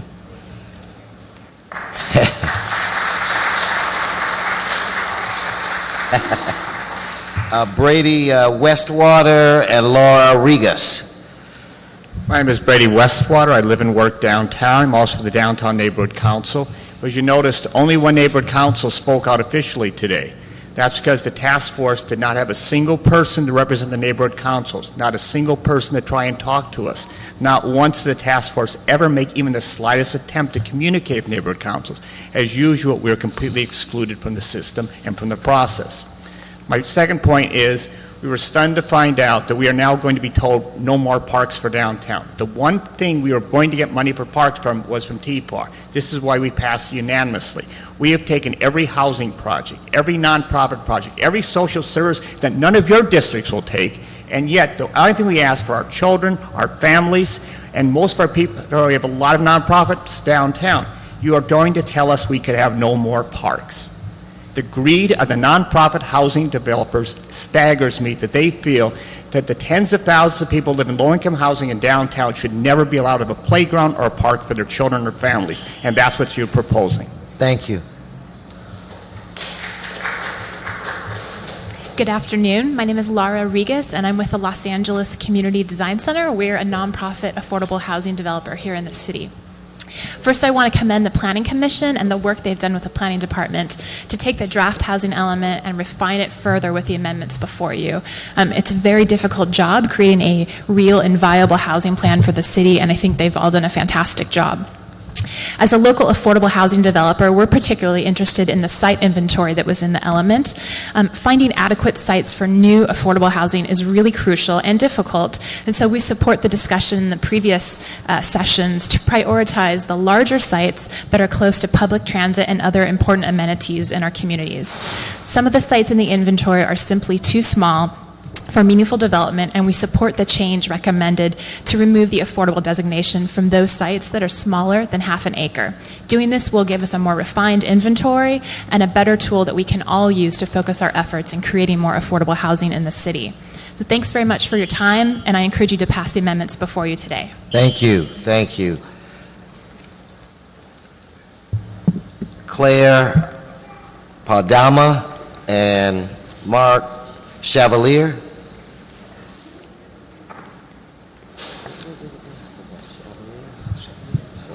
I am Claire Padama from Mother of Good Counsel Church and also a member of St. Vincent de Paul Society.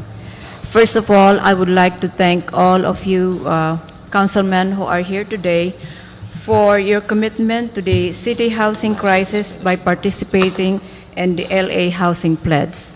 Thank you for your support.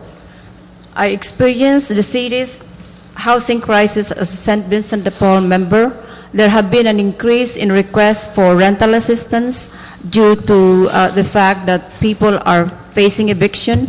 We have been interviewing clients in cars. They are living in cars because they cannot afford homes. We have also been helping people, especially the seniors, because they are being evicted due to conversion of their apartment to condominiums and change of ownership. You have the power to help the working families of Los Angeles. Thank you. And thank you. To resolve this housing crisis. Thank you. Thank you. Is Mark? Mark had to leave, so next one, please. Okay. Thanks for the announcement. Jerry Sullivan and Aaron McMorrow.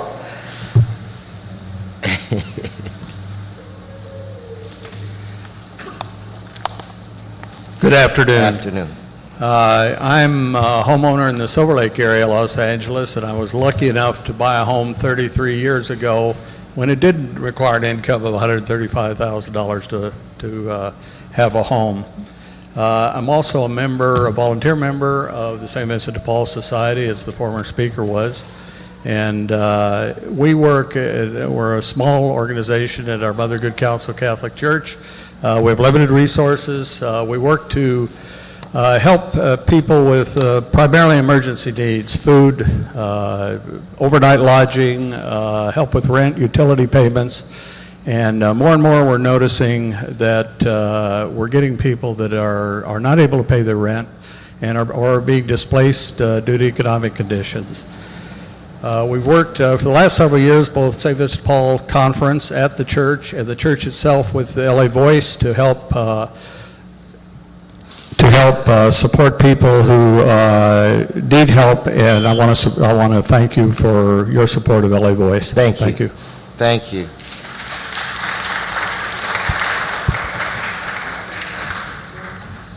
Good afternoon. My name is Erin McMorrow, and I'm here representing the Los Angeles Coalition to End Hunger and Homelessness. I live in Los Feliz. I'm a doctoral student, and I make less than $30,000 a year for my stipend, so these issues touch close to home. First, I would like to express the LA Coalition's enthusiastic support for the Planning Commission's amendments, particularly for the amendments in favor of mixed-income housing and the preservation of existing units. Further, the LA Coalition enthusiastically supports the list of suggested improvements created by SCAMF and Public Counsel to further strengthen the housing element. With specific regard to Goal 4, ending and preventing homelessness, the Coalition supports the programs regarding zoning and siting improvements for shelters and housing, greater city coordination, and outreach and education to communities about homelessness. and we commend the Planning Commission for including these. However, the Coalition urges more aggressive improvements in the policies and programs within Goal 4 so that the city's plan more closely correlates with the scale of the crisis of homelessness in Los Angeles. Right now, with over 40,000 homeless people in LA, those numbers are not counted within the RENA numbers, and so we would like you to consider that and strengthen the language within Goal 4. Thank you. Thank you. Next, we'll have Sherry Cambridge and Ann Sewell. Please come forward.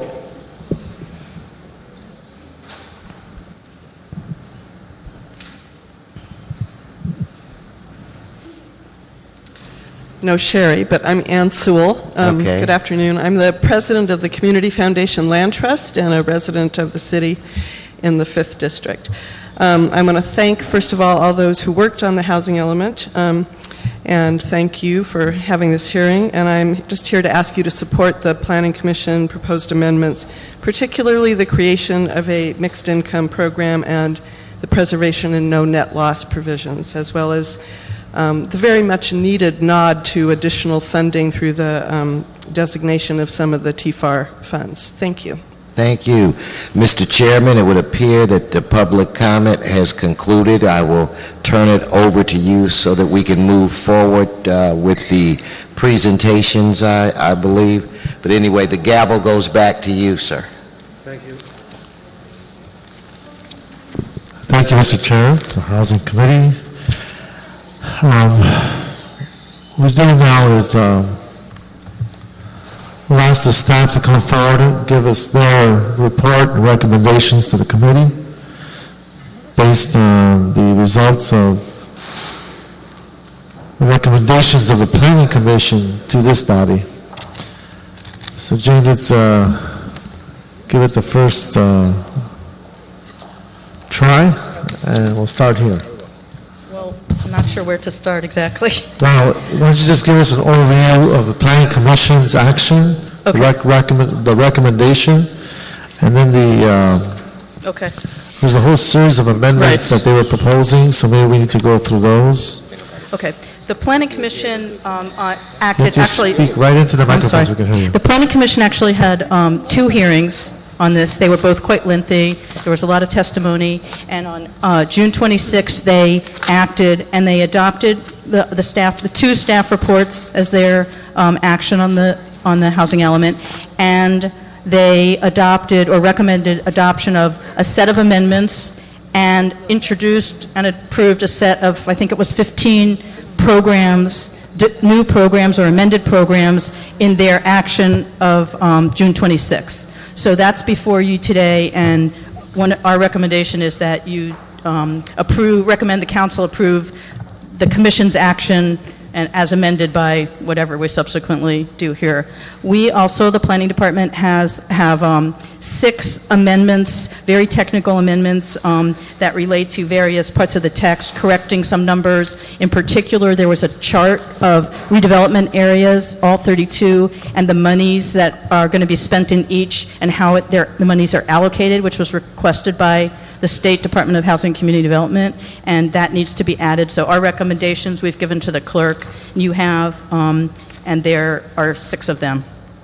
We also have, there were a number of amendments that the Housing Department wanted to introduce, and we've gone back and forth making sure they are consistent and everything is in conformance with the rest of the document. And so there's a letter from the planning director that we've amended by hand, so the clerk has, to make the housing department's amendments and the planning department's recommendations all consistent. So those are a set of recommendations as well. So the Housing Department's recommendations are program related, and most of them relate to the numbers. In the housing element law, they require you to, for each program your city is going to undertake, they require you to set a quantified objective of the number of units you anticipate in the planning period that each program will create. And of course, it's a little bit of a guess, but we try to predict the number that we think we'll get. And so they require you to break it down by extremely low income, very low, that way. And most of their amendments are correcting the numbers to anticipate what we think we'll get in 2014. Okay. Let's see what else. In terms of timeframes, because I know I feel it, my colleagues probably feel it too, we're running through a lot of policy and program language for a reason in one meeting. Can you give us the reason why we're pushing so hard? Well, the biggest reason is that many funding sources, particularly the bond money that was approved by voters last November, has legislation attached to it, and one in particular, the Prop 1C infill money, and the city applied last time, the first go-around for over $100 million of that. You can't apply, a city cannot apply for this money without an approved housing element. So it's essential that the city of Los Angeles have an approved housing element, and that means approved by the state, not our city council, but the state. So the state, under the law, has 90 days after our mayor and council finally approve a housing element to certify it as in compliance with the law, and that's at least one of the really main reasons we are kind of on a time frame here. Okay. I'd like to, the housing department, I know, has set of recommendations. Does that conclude all of your presentation in terms I of? think so. Yeah. Okay. I was going to invite. Maybe I should make a point about the environmental clearance since people raised it. The environmental clearance for the housing element is actually an EIR, but it's not before you today because of some of the time periods and notice periods. There's a section of CEQA, and the city attorney is here to answer questions about this somewhere, I think. But there's a section of CEQA that permits cities to use an EIR for one project to address the impacts of another project. So on the housing element update, so that means the difference between the last housing element and this housing element, those net changes are covered by the framework element EIR. So all of you have CDs, and it's online, and we have also prepared about a 50-page supplement to address some of the issues that were raised here today regarding the issues from when the framework EIR was adopted and today, and there's also a mitigation monitoring plan that was attached with it. Sorry, forgot to turn it off. What song was it? Beatles, of course. It's a long road home. And the mitigation monitoring plan, we're recommending that you readopt that, and also we have current status of that mitigation monitoring plan from the time of the adoption by the council. God. Okay. You like that Beatle music, don't you? Makes you feel good, you know? Okay. All right. So I know I wanted to see if the housing department would come up and give us their presentation and their overview, but before they do that, let's have the mayor's office. I believe there's a representative here who wanted to speak. Perhaps gives our chair from Housing Committee to come back. Okay. Thank you, council members. The mayor submitted a letter to you with the transmittal. I just wanted to take a few minutes to highlight a few things. Helmy Historic Deputy Mayor for Housing and Economic Development. First of all, on behalf of the mayor, I want to thank the hundreds of Angelinos who contributed to the preparation of the housing element. And specifically to thank the commissioners, Commissioner Robin Hughes from the Planning Commission and Commissioner Evangelis Ordaz Medina from the Affordable Housing Commission, who co-chaired the task force and dedicated themselves to ensuring that this was an inclusive process. And I also want to thank specifically the staff of the Planning Department and of the Housing Department, Naomi Guth, Jane Blumenfeld, and Yolanda Chavez in particular, who put hours and hours and hours into preparing a very sound housing element. Los Angeles is the largest city in the state of California, and so putting together the housing element for Los Angeles is equivalent to putting together the housing element for San Diego, San Jose, San Francisco, Long Beach, and Fresno combined. So it's very important to think about the level of planning and effort that goes into creating a document. So on behalf of the mayor, I want to commend all of the participants in preparing a housing element for the city that addresses our multifaceted needs for our unique communities.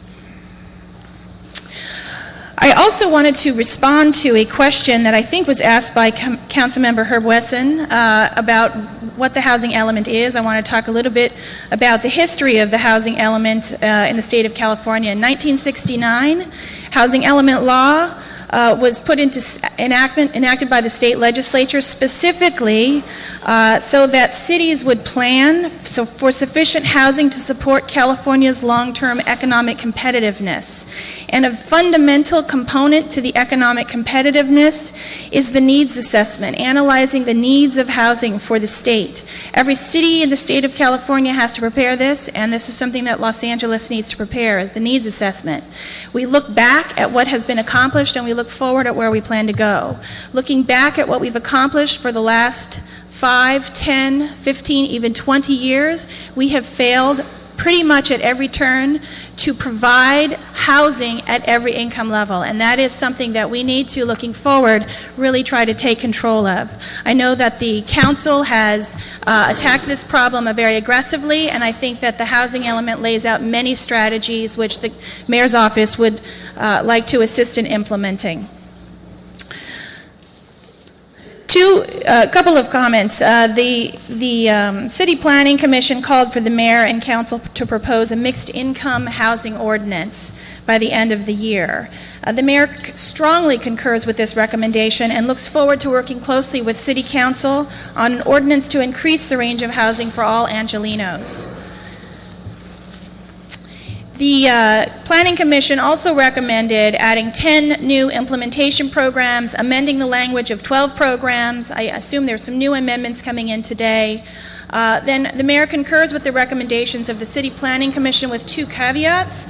First of all, the Planning Commission made a recommendation to amend 2 existing city ordinances, the Tfar ordinance, amendment number 10 to modify the Tfar ordinance, and amendment number 11 to modify the adaptive reuse ordinance. The language proposed by the Planning Commission does not clearly reflect that the amendments of ordinances are a public process, and an analysis of the potential benefits and consequences needs to be addressed. Therefore, I recommend the Planning Commission's actions regarding these 2 proposals be modified to more clearly reflect that engaging a wide range of views in a public process will precede the adoption of any amendments to these ordinances. And so with that, I thank you, and we've submitted the letter for the record. Thank you so much, and thank you for your advocacy and your leadership in the Deputy Mayor's office, Mayor Villalgosa. Okay, Councilman, would you like to call forward the Housing Department for their report? No, Mr. Chair, I think that I'm prepared at this time to move forward with the suggestions or recommendations that you have. Okay.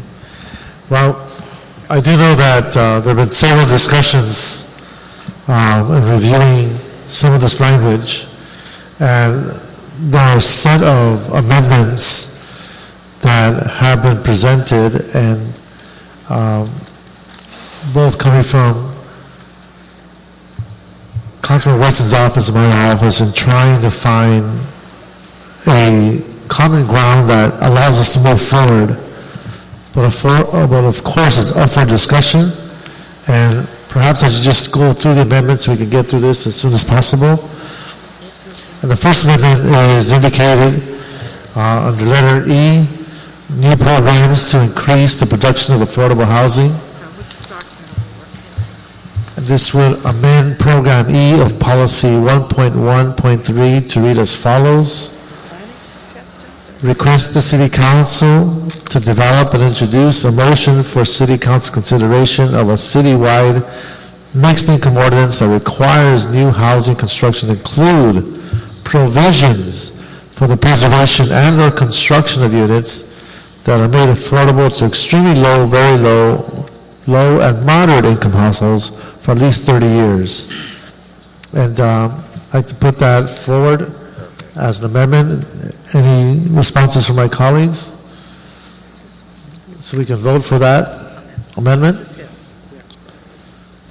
Is that a yes? Move, second? That's a move, okay. So we agree on that particular language. Amend program for the next item item, amend Program D of Policy 1.1.5 to read as follows. D, downtown Tfars, transfer Florida ratios, public benefit fee. Assess a public benefit fee on all projects in the downtown area that use Tfar. Consider dedicating a portion of the Public Benefit Trust Fund payment to the Affordable Housing Trust Fund for projects that use the Tfar ordinance. The payment deposited into the AHTF Housing Trust Fund will be used for affordable housing development in downtown or within 3 miles of the project receiving Tfar. Can we have a second on that? Move it. Okay, it's all ayes. Third, amend Program A of Policy 1.1.4 to read as follows. It's pertaining to A, adaptive reuse. Facilitate and provide incentives to and expand the opportunities for adaptive reuse of existing, economically obsolete commercial buildings to be used for housing in accordance with the Downtown Adaptive Reuse Ordinance, LAMC Section 12.22826 and Section 12.95.3 F1 H, and the Citywide Adaptive Reuse Ordinance, LAMC Section 12.24 X1.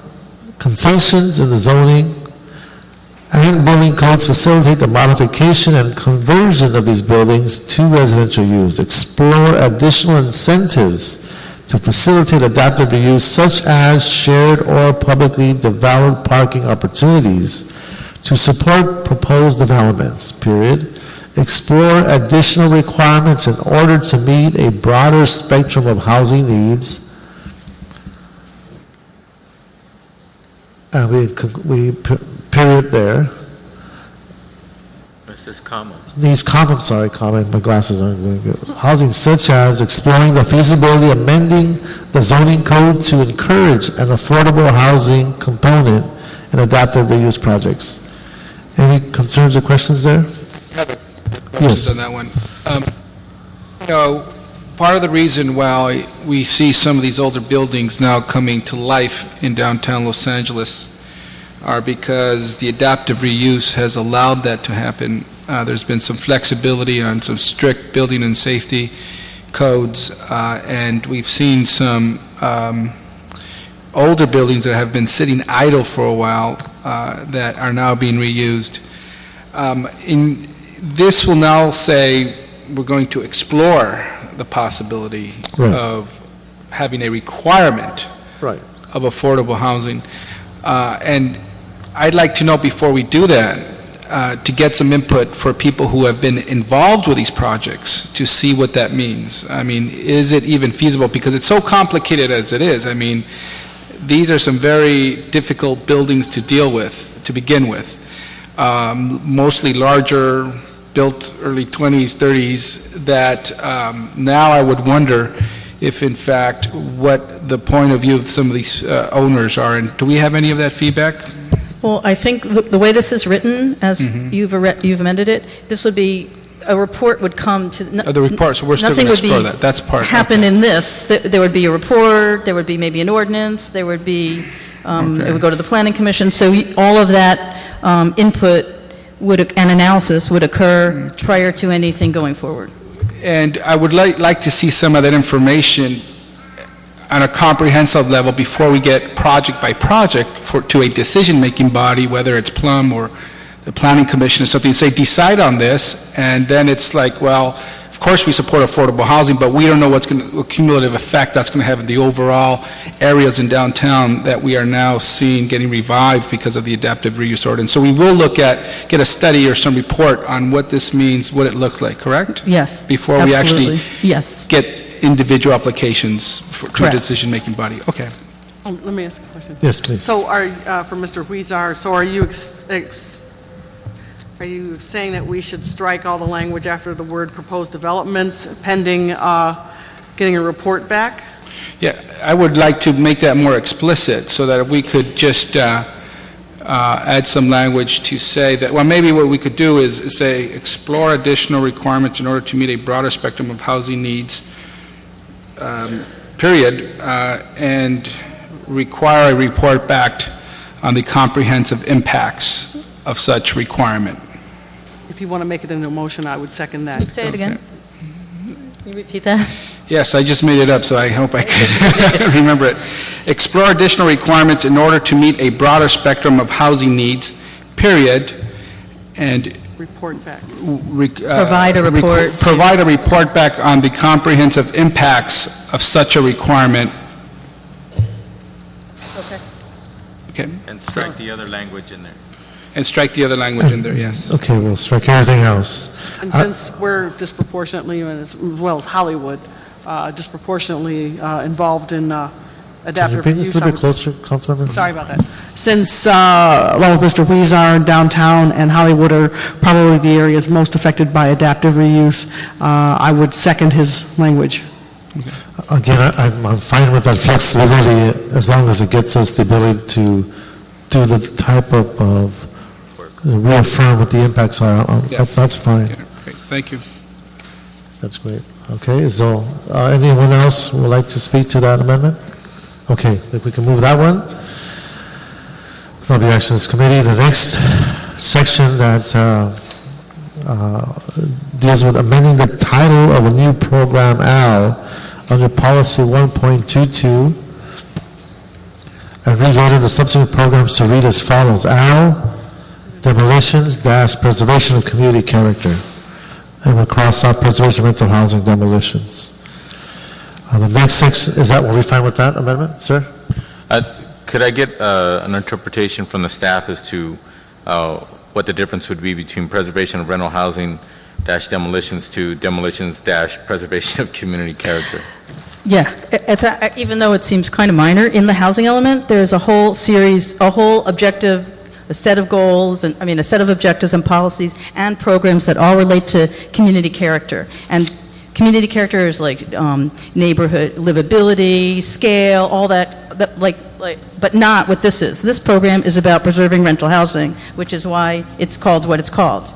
This is not about neighborhood character. This is about preserving rental housing. So we didn't agree with that change. We think it should stay where it should stay called what it is, because that is what it is. But that's the difference. That's the difference. That's the difference. Thank you. And the other, the time frames are already in. There's a separate line for schedules, and those two time frames are already in what the commission adopted, so you don't need to amend it. Okay, are we all, can we move for the change? Move, second? Okay. That'll be the Actions Joint Committee. The next recommendation is amend Program B under Policy 1.1.2 to read as follows. Under B, Affordable Housing Trust Fund, AHTF, in parentheses, for new rental housing. Provide loans and grants for pre-development activities, site acquisition, new construction, rehabilitation, and other activities that contribute to an increased supply of affordable housing, period. Maintain federal and local funding sources in the AHTF for funding these loans and grants. Set target to have $100 million per year in new revenues for the Affordable Housing Trust Fund by 2013. Have a second on that? One comment on that from Yes. the planning department. So this set a target of $100 million a year is already in a different program in the document. It's program 1.1.5A. This program describes the actual actions and the targets and the outcomes of the trust fund. So the $100 million is already elsewhere. So we're recommending not change that. Okay. Well, hold on a second. How does it hurt if we do Please. Yeah. Are you saying that it could cause confusion by this change, or this change is not necessary because? I guess both in a way. This change is not necessary because this exact $100 million language is in a different program where where we're describing getting resources, and it says have $100 million and for the trust fund. This program is in the part of the housing element that talks about developing new housing, new rental housing, and that's why it doesn't talk about dollar targets. Okay, Yoli? Good afternoon. If I could respond, Yolanda Chavez with the Housing Department. We also have actually clarified the program further so that we split up the Housing Trust Fund for new construction and also for rehab, so that that's under preservation and one's under new construction. And as Jane said, this goal is already under 1.1.5, which is the development of financial resources. So we don't think it's needed because we've, in our amendments that we submitted through Ms. Goldberg, the clarification on the programs have been made, and that $100 million goal is already in the housing element. It could be said that it's not needed, but it doesn't hurt to have a goal. I think it's set there as more than a goal within 1.1.5. Can you read that section of 1.1.5 so we can understand? Because the housing element, the structure of it, there's a whole section on resources, there's a section on preservation, there's section, that's how it's organized. So when we have all the things in all the places, it is confusing, I think. Okay. Well, Actually, under 1.1.5, page 6-15, the goal for the Permanent Supportive Housing Trust Fund and the Trust Fund is $100 million annually. So the objective is there as an annual goal. Again, as policymakers, we can put this forward. It's not going to hurt. Of course, we don't mind you putting that everywhere where the trust fund is listed, but we just wanted to clarify that we have further clarified. But it's not going to hurt. We can lay it out there. It's something we like to do if that's the way we want, right? Colleagues? Jane, it doesn't hurt. It's just confusing. Doesn't No, it's hurt, not. yeah. It's not that We confusing. don't I'll like it. move it, Mr. Chair. Let's move it. Okay. Okay. I'm going to this. Gonna start breakdancing. Okay. Our next section. Amendment Program B of Policy 1.1.4 as follows. B, redevelopment of city-owned property. Analyze city-owned property for residential developmental potential for very low, and moderate income housing, including surplus, non-surplus vacant, and developed parcels. Analyze city-owned parking facilities for potential joint development of housing, transit-oriented uses, and parking structures. Evaluate the barriers and shortcomings to identify more available properties under the city-owned excess property program to guide formulation of a new program. Regularly post updated inventory of city-owned property and the identified redevelopment potential on the Housing Department's website. Publicly post city proposals for redevelopment of city-owned property and solicit development partners to conduct the redevelopment and develop new programs for development of affordable housing on city-owned land. Second on that? Any questions? Second? Question.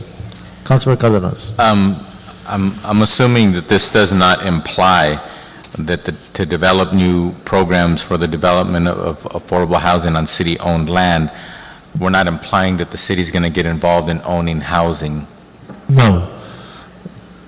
No, this doesn't mean the city necessarily owns it, but the city owns land, and we're right now doing, the Housing Department and CRA are doing projects with developers, nonprofit developers and I guess it could be for-profit developers to build developments, housing, and mixed use on But the property. fact of the matter is, the city charter does not preclude the city of Los Angeles from owning and or managing housing, but it's not our custom and practice. So I just want to make it clear that this is not implying that we're going to engage in that custom and practice of owning and or managing the actual units. Okay. In fact, if it would make you feel more comfortable, we would recommend that you strike that last sentence, since the programs to do this are already in place, which are all the financing and land use programs. Okay. All right, so we have a second? So with or without that last sentence? It's a... I mean, I don't mind. The commission added the last sentence, just so you know. Okay, strike it. Okay. All right, folks, I'll try to go I was through just this. kidding. I'll try to go through this quicker, and the next section, So I'll that just... one as amended. Adopt as amended. That amendment as amended. Yes. The next section, I'll just read the underlined parts that have been changed, and we can move it quicker that way. So on amend Program A of Policy 1.4.2 as follows, the underlined section, break down the citywide Regional Housing Needs Assessment, RHANA, housing goals plus other unmet housing needs, fair share goals, among the 35 community plans by affordability level and units by July 2009. You okay with that? Come over. Could I jump in for a second? Please. We're on a really aggressive program to update all of the community plans in a really comprehensive way. And during the life of this housing element, we will finish 24 of the 36. If we have to stop what we're doing and establish targets that really require, I think, a lot of public input, in all 36 of the plans by July of 2009, the staffing requirements to do that, I think, will severely limit our ability to stay on schedule with our community plans. It's a huge work program, and I think we believe that those targets are best established within the community plan process. And I think that an alternative, if you want to try to create some affordable housing resources in communities that aren't being updated right now, we could try to come up with strategies, but coming up with numeric goals, I think, is going to be extremely difficult for us to do. Appreciate what you're saying. Councilman Cardenas? So, Director Goldberg, what you're basically saying is, if we were to adopt that language, with all due respect, if we wanted to make that language real, then we should actually follow up with funding so you can have the proper staffing to follow through with that goal. If someone asked me to adopt all of the community plans within this city within the next 5 years, I would tell you, the money is only part of the problem. But with money for staffing, you need... Yes, it would take a huge influx of staffing, but even to manage 36 community plans at the same time... Well, let me ask this question. And how can we phrase it so that we reach the objectives and the spirit of this language without putting you in that bind? Yeah, I think that what you're trying to do is to have some strategy even in the communities that we're not updating right now, so that we're not waiting 10 years to get a strategy. But coming up with a strategy for the communities is different than coming up with numeric goals in each of the categories. And so I guess I would love to soften the language a little bit to... Well, what if we take the pressure off of you by eliminating the month and the year? Yes. But that's a goal. Absolutely, because as we're updating them, we absolutely intend to do that. So we take out by July 2009 and put the period after units.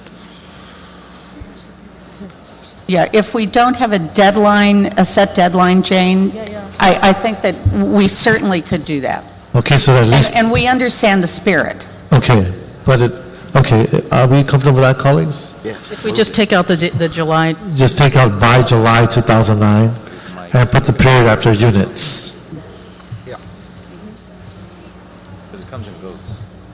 Yeah, I think the problem remains because the schedule is to 2014, so we would still, it's still kind of...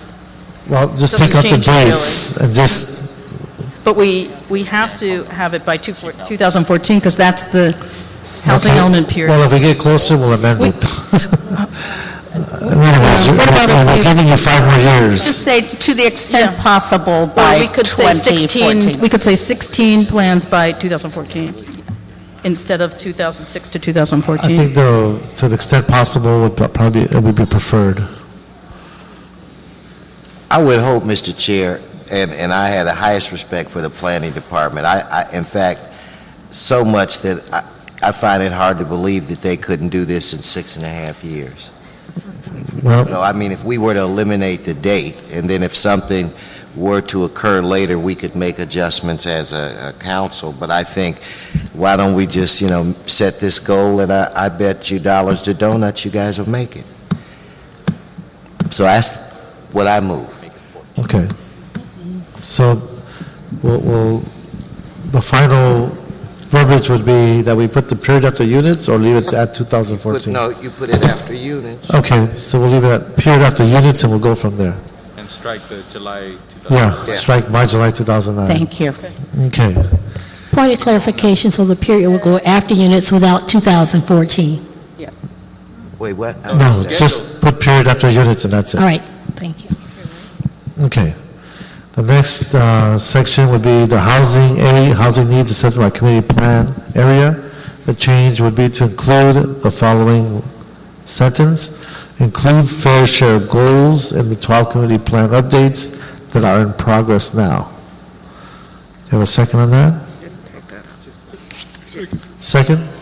It's moved. Okay.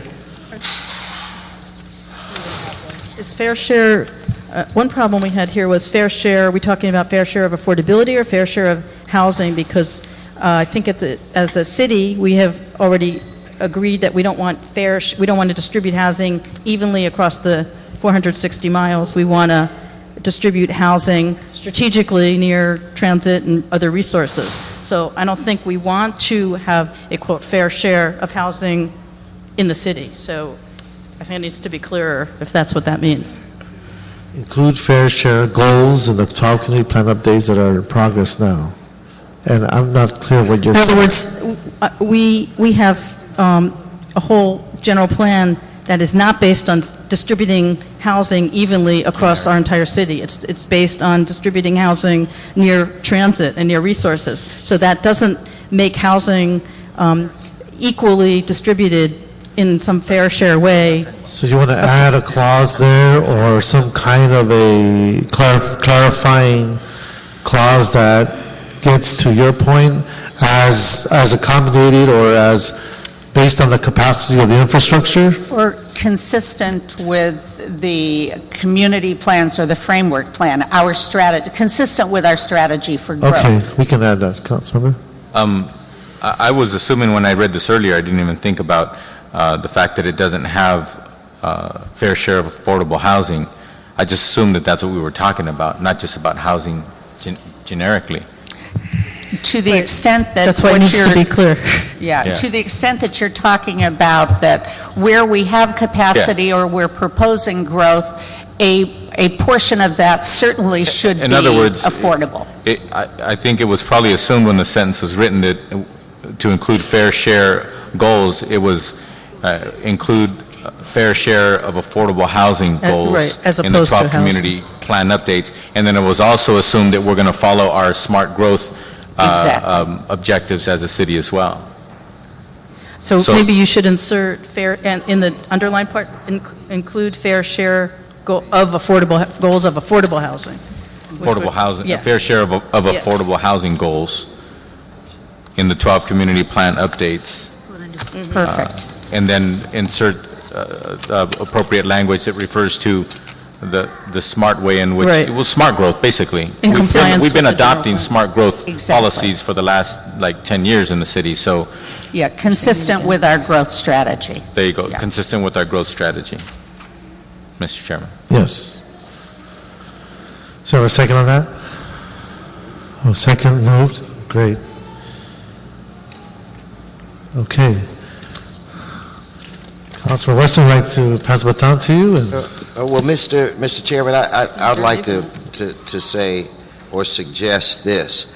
Unless there are other members of the committee that have some concerns, why don't we just, Gail, if your office doesn't have any concerns, we can just move the remaining items. The first couple of, or the first pages where we dealt with most of the, I don't want to say controversial items, but the items that had, more emotional items. The rest of this, unless they're problems from your shop, and other members, I think we could just move forward, Mr. Chairman, and you just move it. I'll second it. We can move, Alex, but now is your time to speak up. Okay, I would like to say that on several of the next ones, we have added language that say identify targets in all community plans by 2010, and I guess I have the same problem with having that deadline for all community plans. Identifying deadlines for all community plans. If we eliminate the dates, will that satisfy? Perfect. Okay, so we'll drop the dates on those? So strike the dates on those community plan matter. In other words, what we're trying to give them is flexibility so that they're not stuck with a work program that has to meet that deadline on that year. It allows us to meet our goals, but it doesn't put the pressure of performing by that year. Right. Which is what you're seeking. Are we okay with that, colleagues? So we'll just drop the years on that. And Ms. Perry had one minor concern she referenced. Yeah, it was on E, on the residential hotel and single room occupancy. That's 1.2.2. Okay. Delete the word implement and add in the word and, or the words, and in accordance with. So that would be delete implement, and then add in the words and in accordance with. That's the last page? Okay, yeah, that's the Can you last. say that again, please? That would be to delete the word implement and just add in the words or replace with the words and in accordance with. On the first line, implement? Correct. I mean, and in- Yes. Okay. That was my only change. Okay. So with that, Mr. Weezer. Thank you. I have one other, this is a question on item number, policy 1.2.2. I'm not quite sure I understand this proposal. This is to preserve and upgrade the existing housing stock by discouraging demolitions and conversions and encouraging rehabilitation and replace, et cetera. So this is going to discourage demolition. It's not saying it's a requirement, but I don't understand how we could just have a blanket statement. Some, obviously, we want to protect housing and what exists, and condo conversion. The council has stated very clearly that's our intent, that's our policy. We want to preserve affordable housing in that, using that method, but this is kind of putting a blanket statement over that. So I'm trying to just need some clarification. Well, I actually agree with you. It would be wonderful if we could qualify the demolitions. I think the demolitions you're trying to discourage are those that eliminate viable, affordable housing. Yes. And I want to say something like by discouraging inappropriate demolitions, but I'm not sure that's enough of a qualification. But I don't think we don't want to discourage all demolitions, but we do want to discourage some. Can we make that a program instead of a policy? Yes.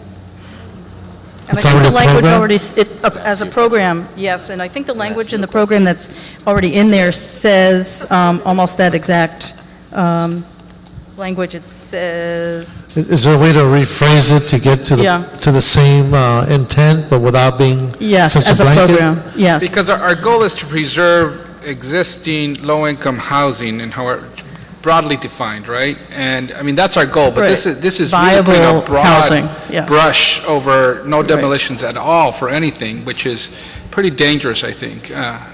I think if you change it to a program and we have the language to discourage viable housing, affordable The housing. demolition of viable, affordable housing. Yeah.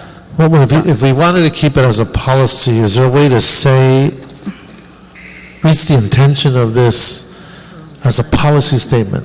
Is there a way to phrase it so that it's not so overwhelming? Does the viable, affordable housing give us enough of a qualification of the demolition?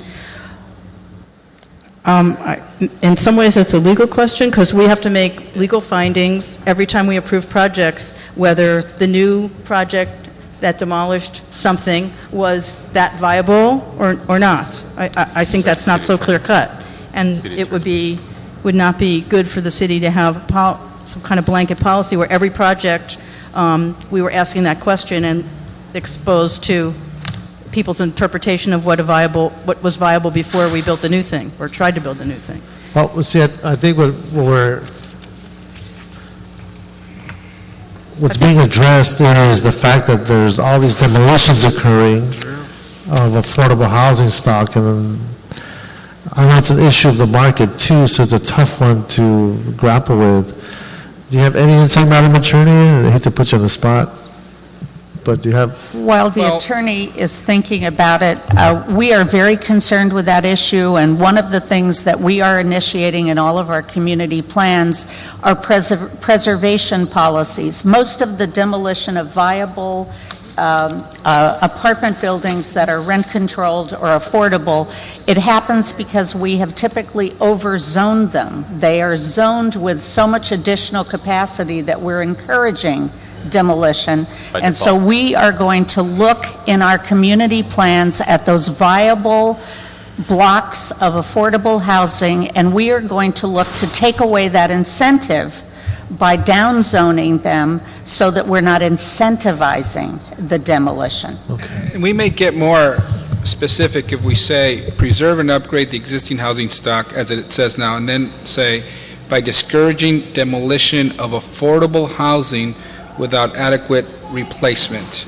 It kind of gets more directly to what we're trying to do as opposed to this general statement. Viable? Well, yeah, with demolition of viable affordable housing without adequate replacement. Oh, then that, and encouraging rehabilitation, we could keep that. Okay. But now the difference, somebody suggested program instead of policy. What's that difference? Why would we do that instead of leave a policy? Every time a new housing project comes before you that has a discretionary action, which are many of them, the charter and the zoning code require that in order to approve the discretionary action, you make a finding that has complied with the general plan. This would now be in the general plan, and you would be, there would be an opinion, there would be a finding that what you were taking down, what you were authorizing to be demolished was not viable affordable housing. And I suspect that people would have a differing view of whether that was or wasn't, and or how legally exposed would we be each time we approve a new project. Okay, Mr. Chairman, if I made it, and with all due respect to my colleague, Mr. Weezer, I really don't see a problem in it at all. I mean, what's the definition of discouraging? You're not saying deny or stop or anything like that. This is broad enough, and I think gives the city flexibility enough where we can do what we need to do. I know the chairman has suggested that he felt that there was importance that this, even though there is a program, that this somehow be written as part of policy. And I think that it is, just in my view, and I've been doing this for a little while, it's just not that, I mean, define discouraged to me. Well, very easily. I put in a motion that requests that any building older than 45 years go through a discretionary planning approval where we have none right now. And the intent of that motion was to preserve homes for the purpose of history, etc. Here, this may or may not fall into that because it doesn't really get into, well, it does later on, but it's just not that it's clear. Yeah. Again, it's just because it's happening at such a high volume. We're losing so many units so quickly, and there's a whole slice of our city population that right now is in dire straits because of it. I mean, if we wanted to get drilled down to more succinctness, we can say provide the housing before you demolish it. Then that might be a different way of approaching it, but then there's a whole other challenge there. Got that. It's now the question of program versus policy. I mean, the planning department is telling us there's some liability issues there. And from the city attorney's perspective, what do you think? Is that an issue we should be concerned with? For the record, Sharon Cedar of Cardenas, City Attorney's Office. And I'm sorry, but I'm not sure that I understand your question. Are you asking if there's a legal difference between program and policy? And the planning department is concerned about liability issues if it's a policy and not a program. That's not the way I understand what you said. Yeah. I think when he was referencing when an amendment was being referenced, I thought that's when you felt that there could be legal concerns. Maybe I wasn't listening with my good ear. What I was suggesting was that the policies in the entire housing element, the policies are part of the general plan. The programs don't have the same status, so to speak, in the housing element. So when you make findings to approve buildings in your district where something is being demolished, which is most of the time, because we don't have too much vacant land in the city. So every time something's demolished, and the way this was written, anything was demolished, but even viable, whatever it's described as, when you demolish something and you're proposing a zone change or some action to create a new building, are you complying? You have to make findings of compliance with the general plan, and there would be a policy now that would say discourage the demolition of something, and you're approving some discretionary action where you're demolishing something. So I'm just suggesting that that's problematic,